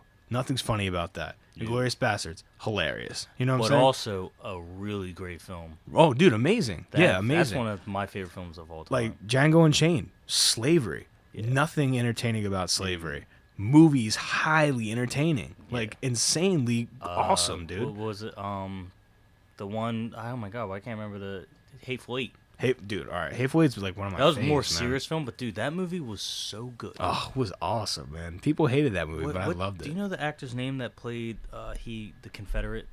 The guy with the big beard? No, not him. The who lasted to the end with Sam Jackson. He's like, well, gosh, Sheriff. Yeah, he's like That like very smiley dude. Yeah. Who's like a fan of like the Confederate soldier guy. Yeah. I don't know, but he was like bleeding out too at the end. Yeah, It was yeah. like him and I don't know. He's a. They both died at the end, right? I don't remember. They both die. Samuel L. Jackson gets spoilers again. Samuel L. Jackson He gets gets shot in the nuts, balls, which is yeah. pretty much death, and then the other guy got shot in the lower spleen. But And both of them they were wanted to make together. sure. Yeah, both of them wanted to make sure that she was dead and her brother was dead. Channing Tatum. Yeah. Yeah.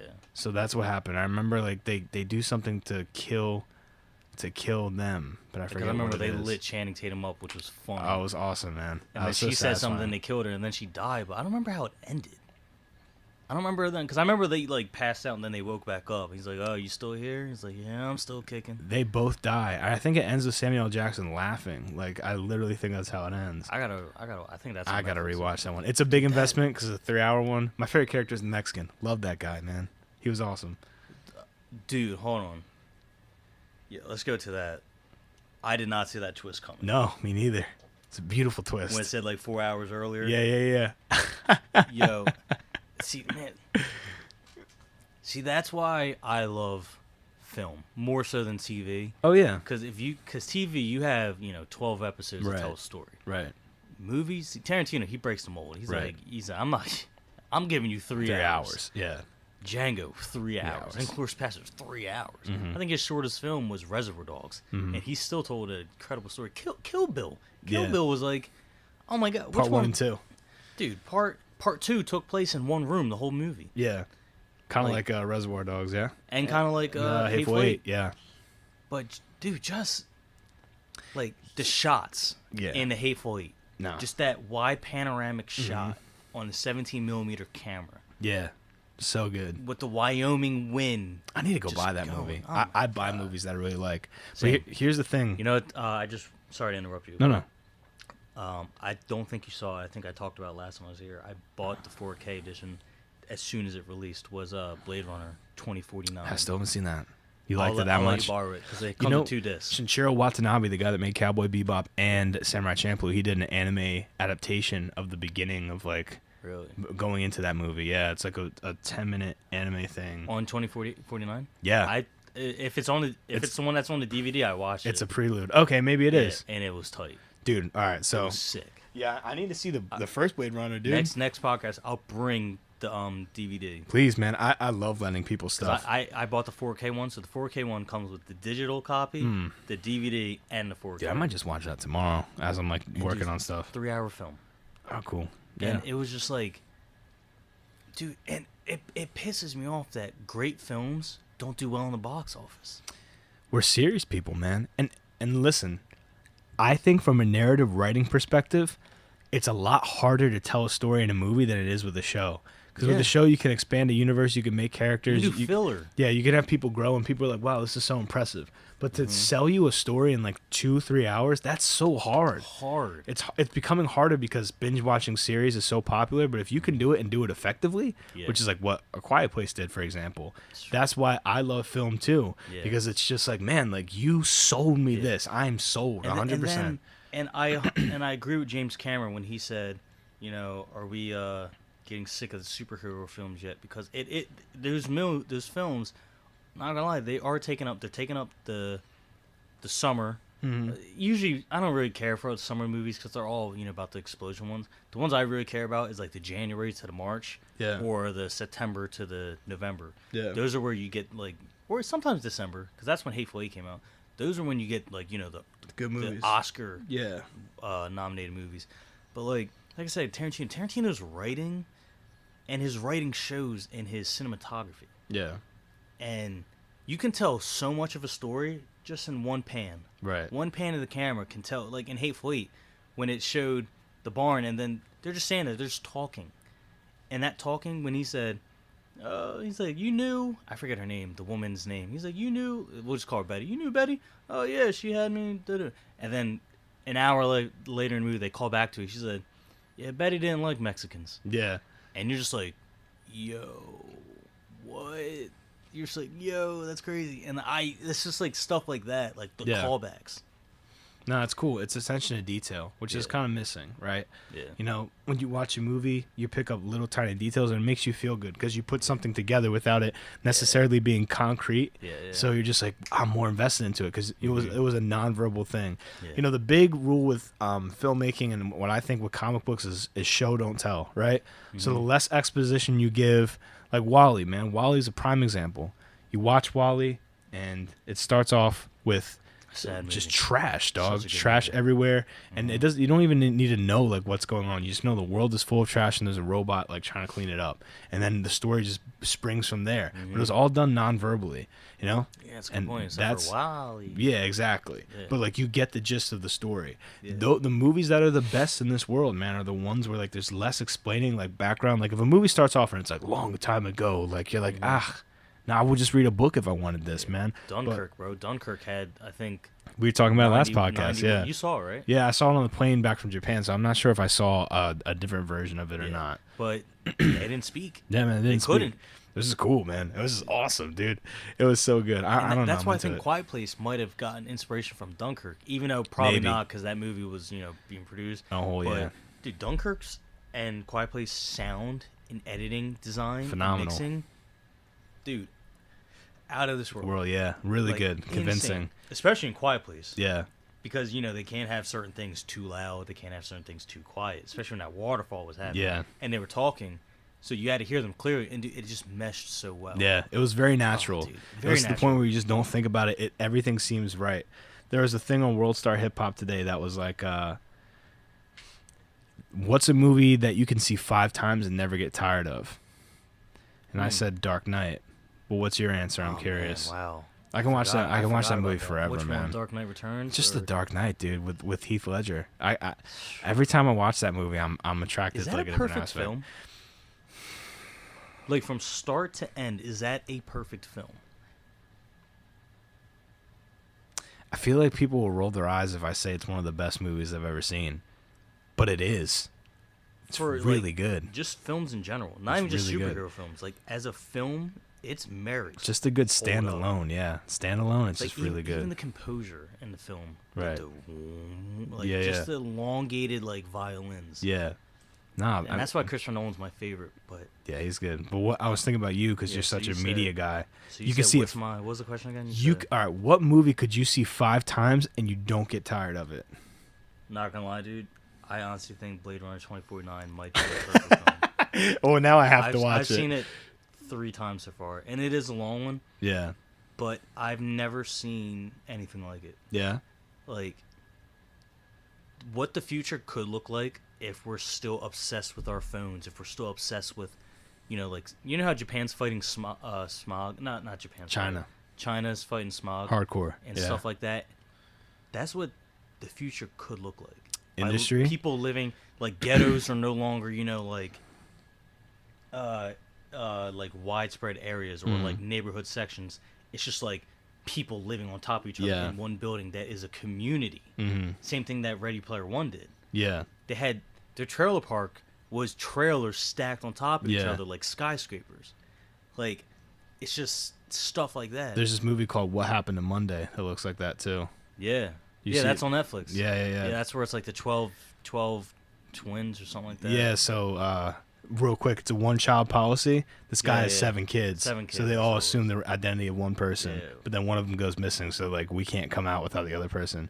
That's fucked. Sounds like something you'd like, man. I don't know. My boy told me to watch it, but What Happened to Monday is what it's called. There's so many shows I just keep getting lost track of time with, Westworld. You're into that? I love it.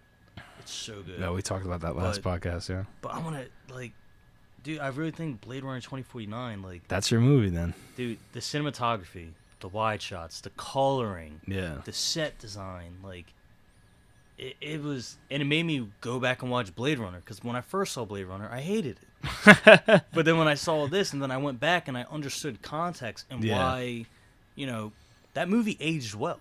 Okay. Like, it actually aged pretty well. Well, people reference it all the time, and it's been an inspiration for film. a ton of like video games and anime and. Dude, it's based off Akira. Yeah, I love Akira.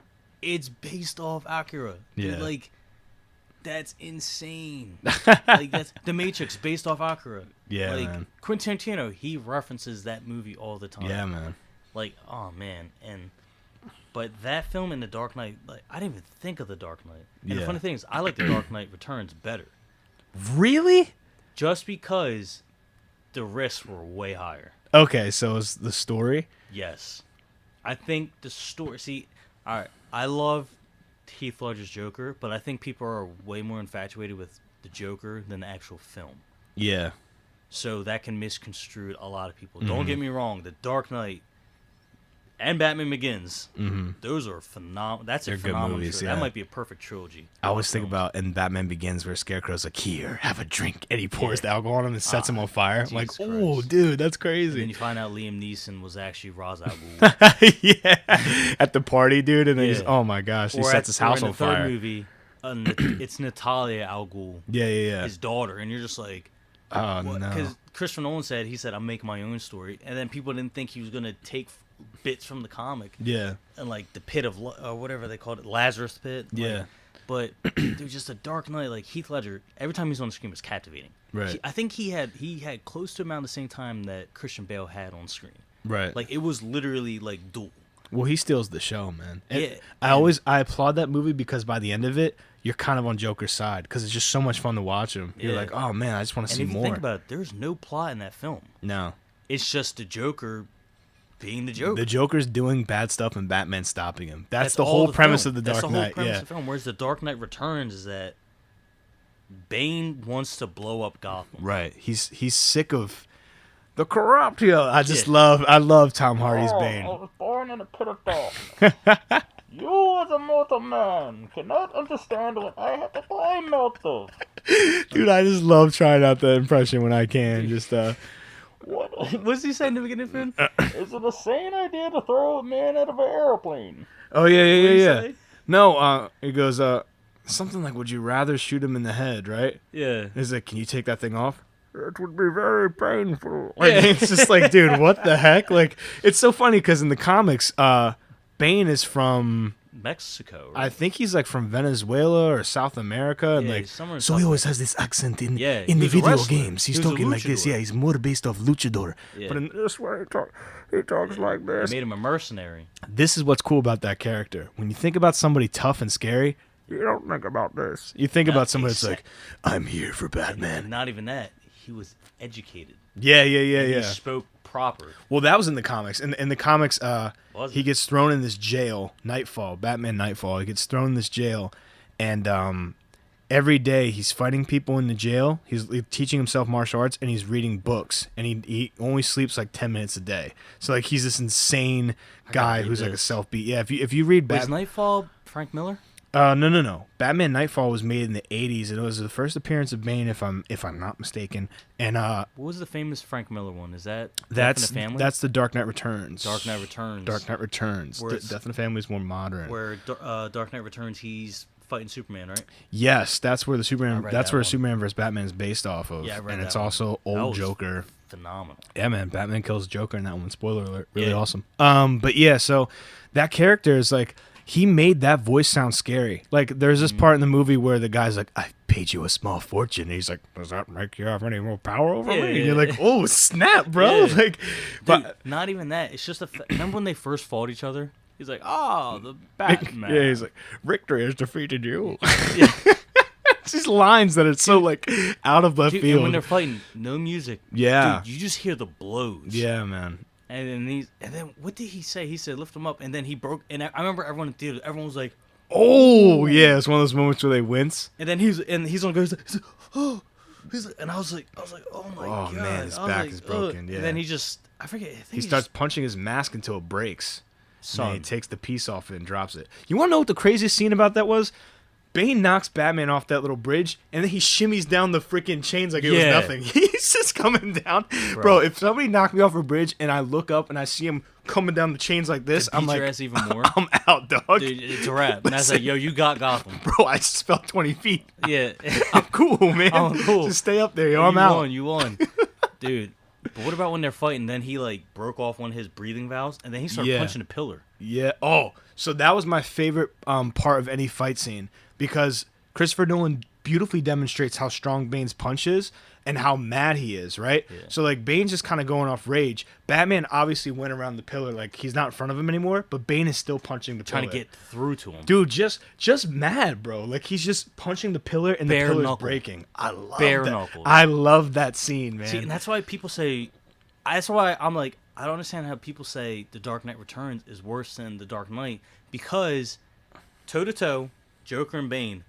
Joker's not that much ahead of Bane to me, because Bane was captivating just as much as Joker Right. was. It's just the fact that if Joker didn't die, Right. he would have been in the next film, Right. and then we might have not had Batman, The Dark Knight Returns, but we did, which is also kind of Batman Returns too. If you think about it, it was kind of playing a little bit because it was the older Bruce Wayne. It was 8 years after, Yeah. something like that, but in the movie it was 8 years after. It might have been more. I forget how long it was. I didn't even know they were in the same universe. I thought there was a Nolan universe and then this other DC universe. Nah, same universe. Bro. Oh, come on, man. So wait, which one are you talking about? Talk about Batman vs Superman, right? Oh yeah, that's a different universe. Sorry. Okay, cool. But dude, like Bane, he had a goal, and his reasoning, you're just like, damn, this is not bad reasoning for why he's doing what he's doing. It is, man, but you know, it's the very dictator reasoning. It's the It's same thing with Thanos. anarchy, man. Well, yeah, anarchy. I don't know, man. I never sympathize with that Because kind remember, of thing. Bane wanted. He said, fuck the rich. He said everyone's gonna be on the same field. Right, but Which see, is like, you're like, I can't relate to that though. it's like extreme socialism, I can't relate to that. and Like, I can't either. every time somebody's like, I can kind of see their point. I'm just like, man, I don't know, man. Yeah. Like, the order is necessary. Like, let's be real. Yeah. That's what makes a villain a villain. Is like Yeah. they have a solution to because there is a problem. They Mm-hmm. have a solution to it, but like, it's a solution that's so unrealistic. Yeah. That's the thing, man. Like, it makes you think like this person's so brilliant, but they can't see how it's not practical. Yeah. So he makes Gotham into like this anarchy place where literally like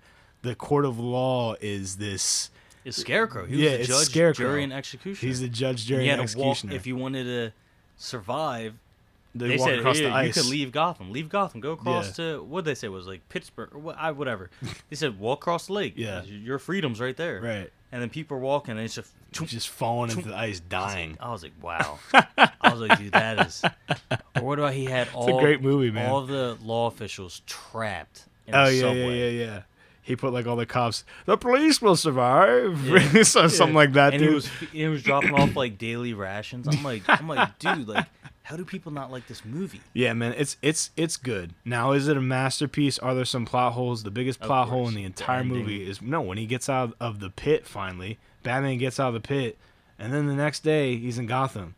Did he? I don't think it Did was he the walk next to the day. airport? How did he get there, man? How did he get there? It's a good point, but I don't think it was like the next day. Yeah. Because I think when he got hurt, it was a whole year. I think the Batman was whole gone. year? I think it was close to a year. The Batman Where's You the gotta think about it. His back was broken for how long? okay? But where's the on-screen indicator of that? The But no, season. he ran to like that miracle healer that just like put it back together. No, but he still had to train. In the seasons, it was wintertime when he came back. Wasn't it winter when the whole was- thing was going down? Because there's ice on the water. That's a Not in plot the hole, start of bro. the movie. I think the start of I gotta watch the film. I see again. you're gripping that, but that's a plot I hole. think the start of the film, at most, it was like 6 months. Also, there's that chase scene in the beginning where Batman's going under the bridge and it's like close to being night, and then he's under the bridge and it's completely dark. And I was like, man, y'all, you think I'm dumb, but That I've was the one seen thing a I few didn't movies, like. bro. That was the one thing I didn't like was the Batwing. Oh yeah, they 'Cause, just had like, to put it in there. The Felt Nolan movies forced. were so realistic. Right. And then this dude has his own Right. aircraft, like a jet. First off, shoot Bane with that. It's a wrap. And how did he? And I just want to know, how did he escape at the end? People are saying he fixed the autopilot, but it's like we never saw it. You know what I mean? I feel like it's very typical. Remember in Cloverfield, at the end of Cloverfield, like you saw the thing shoot down into the ocean? Yeah. which, by the way, It's a tie into this they other talk movie? about in the new one. Okay, cool. So They I talk gotta about check it, that so you out. I gotta need to see it. rewatch both. But it's like that. You saw the thing, choom, so you're like, oh, what's that? Yeah, it gives you a little. It gives you a little something. A little indicator. Yeah, it'd be cool if there was a tiny little indicator. Indication. And I've seen The Dark Knight Returns as many times, as close to as many times as I've seen The Dark Knight.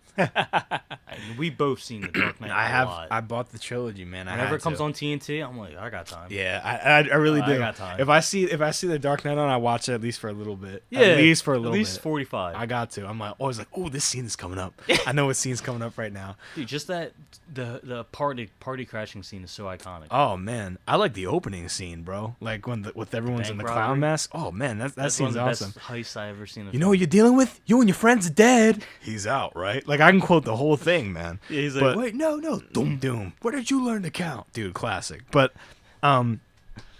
so it's a common trope in superhero movies, and we got to finish up soon. We've been talking for a while. It's a common trope in superhero movies where there's a bomb and someone needs to get it out. Like, Right. remember the first Avengers movie where there's a black hole in the sky? Yeah. And Tony's like, I know. And he just grabs it and he goes up and, like, he Yeah. barely falls out in time. Yeah. And that came out kind of the same time as Dark Knight Returns came out. So I'm like, I'm sick and they tired might of have been this, the like, same summer. there's a bomb, I need to get out of here. And Mm-hmm. ironically, the Adam West Batman movie, that's what happens in it. And the Adam West Batman goes, some days you just can't get rid of a bomb. Everywhere he's going, he's like trying to throw it in the ocean, but he sees like some ducks like swimming. He tries to like put it in the sewer, but like there's some guy working down there. Like he's like running around with this bomb over his head. And I'm like, I wonder if Chris Nolan watched the Adam West Batman movie, this Yeah. goofy, silly, yuck movie, and was like, you know what? I'll take that exact plot, but make it serious. I'm with you though. There's no indicator, man. Yeah. There's nothing that I could rewatch and be like, oh, okay, I missed that Yeah. detail, which makes you feel good about yourself. Exactly. It's just like he survived. Then I gotta watch Alfred crying.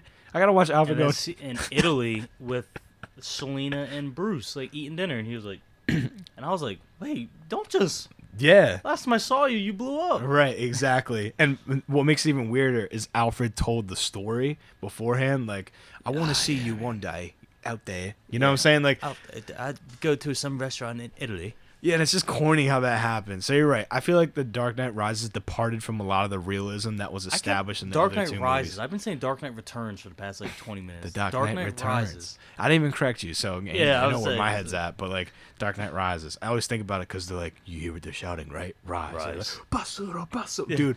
I still when I was driving home late at night, I burned the soundtrack for that, and I would play that like when I was having a hard time About to show you right staying here. awake in the car. I was like, bum, bum, bum, bum, bum, bum, bum, bum, bum, bum, bum. Look right here. I was like, I'm surprised I'm not speeding right now. You got it on your phone? Hans Zimmer. You see three Hans Zimmer albums, right? man. Oh, Dunkirk, Inception, Interstellar. I was gonna right? say you got to put on the Interstellar. My three favorite. Now look, the other Hans Zimmer, Blade Runner 2049. What's the last Hans Zimmer? The Dark Knight. Dude, you know you're a nerd when you got movie scores on your phone. Yeah, I got the soundtrack to Interstellar on my phone. The Inception one you need, bro. If the Inception one came out on vinyl, I'd buy it. That's how It good the did. Inception soundtrack is. But Is it? back when it came out, we were broke. We were in high school. Yeah, man. So I don't have a vinyl. I don't have a record. But if player you just either. listen to Time by Inception, Oh my god. buy Inception like they're a band. Doom, Yeah. Dude. Dude. That's I think another movie to watch. Moonbasi is my favorite one. Okay. Yeah. Dude, it's just a fast beat. Cause, dude, when I hear the soundtrack, you know a movie is brilliant when you can listen to the soundtrack and you're like, I know what scene this is in. Right. The scene, and you can see it in your head. You can see it in your head. Yeah. So Moonbasi's when the guy and he's running from the people in Moonbasi, and he gets in the car. He's stuck between the wall. I know the part where he's stuck in the wall. He's trying to get out, and the car pulls up. He's like, "You needed a ride." Gets in. The Time, dude. I know the whole scene when Time first starts to when it ends.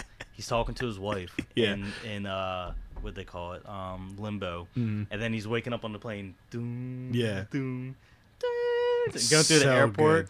And then the part at the end when he sees his kids and the drip swing, and then it ends. Yeah. Dude, I know the whole I thing. need to rewatch that, man. Christopher Nolan's one of the That's- best. I think he's close. He might have perfect run of movies too. A perfect run? The Prestige, Yeah. the Batman trilogy. We're just gonna say all three are phenomenal. Interstellar, Yeah. Inception, Don't Dunkirk, forget Memento. Memento. Great movie. Forgot that, and the other one I have it on DVD and I can't remember the name of it right now. With Robin Williams. What movie is It that? was his first film. This is gonna piss me off. There's no way I know that movie. Oh If my Rob God. Williams is in it. I haven't seen a lot That's of gonna movies with piss me Rob off. Williams. I have it too. I have his whole collection at my house. The Christopher Nolan box set. See, I don't like $100. I don't like buying stuff like that because it's not complete yet. I gotta make sure I know. it's done. I gotta and make they sure did it's a done. they did a redone one that came with Oh. Interstellar. Come on, And I'm like, man. I was like, come on. That's so corny. It's so dry. And I'm like, It's so dry. but it's so cool because it has an art book of everything from the first movie to the last. What the hell was that movie called? Rob Williams. Should I just look it up? I'm gonna look it up because I Yeah, don't look want it to up, watch you 'cause that's- suffer anymore. Hold on. Oh my god! What Chris the? Nolan. Give me the first letter for Robin. it. Don't say. Just give All me right, the we're 1st gonna letter. play a game on the podcast called Guess This Movie with Sheldon Fogle. Guess this movie with Andrew Sheldon. The first letter. That was awesome. The first letter is I. Oh my you God, definitely insomnia. got it. Yeah. See that pissed me off. Yeah, man. 2002. Yeah. 7.2 on IBDM, 92% on Rotten Tomatoes, 78% on Metacritic. Mm-hmm. That means you gotta watch it. That's a must watch. Oh, and Al Pacino's in it. Uh huh. I forgot he was in it. Nice, dude. That's a movie. Yeah, you gotta watch That's a movie, that. and You it's gotta a watch that. thriller. Yeah? It's a thriller. Yeah, it's All right. good. Insomnia. You don't see Robin Williams in many serious roles. When you do, it's a treat. Yeah, man. One of my favorite movies is I can't remember. It's the Oh Captain, My Captain one. Ah, I forget. The something Society. Dead Dead Poets Society? Dead Poets Society. Okay, I haven't seen that movie either. There's a ton of movies I gotta watch. So good. So a ton, man. But with that, I feel like I gotta conclude this. We've been on the mic for a while, man. Always. Yeah. So what do the people have to look forward to? What do we got coming up? You got Bubkiss. No, I'm just kidding. We got 2 podcasts next week. One with my boy Danny Vargas, and then one with Just Shad, man, who made a really dope song. He made some singles. He's pretty cool. So we got 2 music artists coming on next week. This podcast should be out, I don't know, like in 2 days. But yeah, man, and then we got another one with you, me, and Acuna. And then we'll go from there. So those are 3 that are scheduled so far, and there's probably gonna be some other ones coming on. But sounds great. Until then, I'm like, I can't even talk anymore. I'm out of voice. Yeah. Thank you so much for listening to episode 30. It's been a blast. See ya. Nice, man. It's so very hard to do.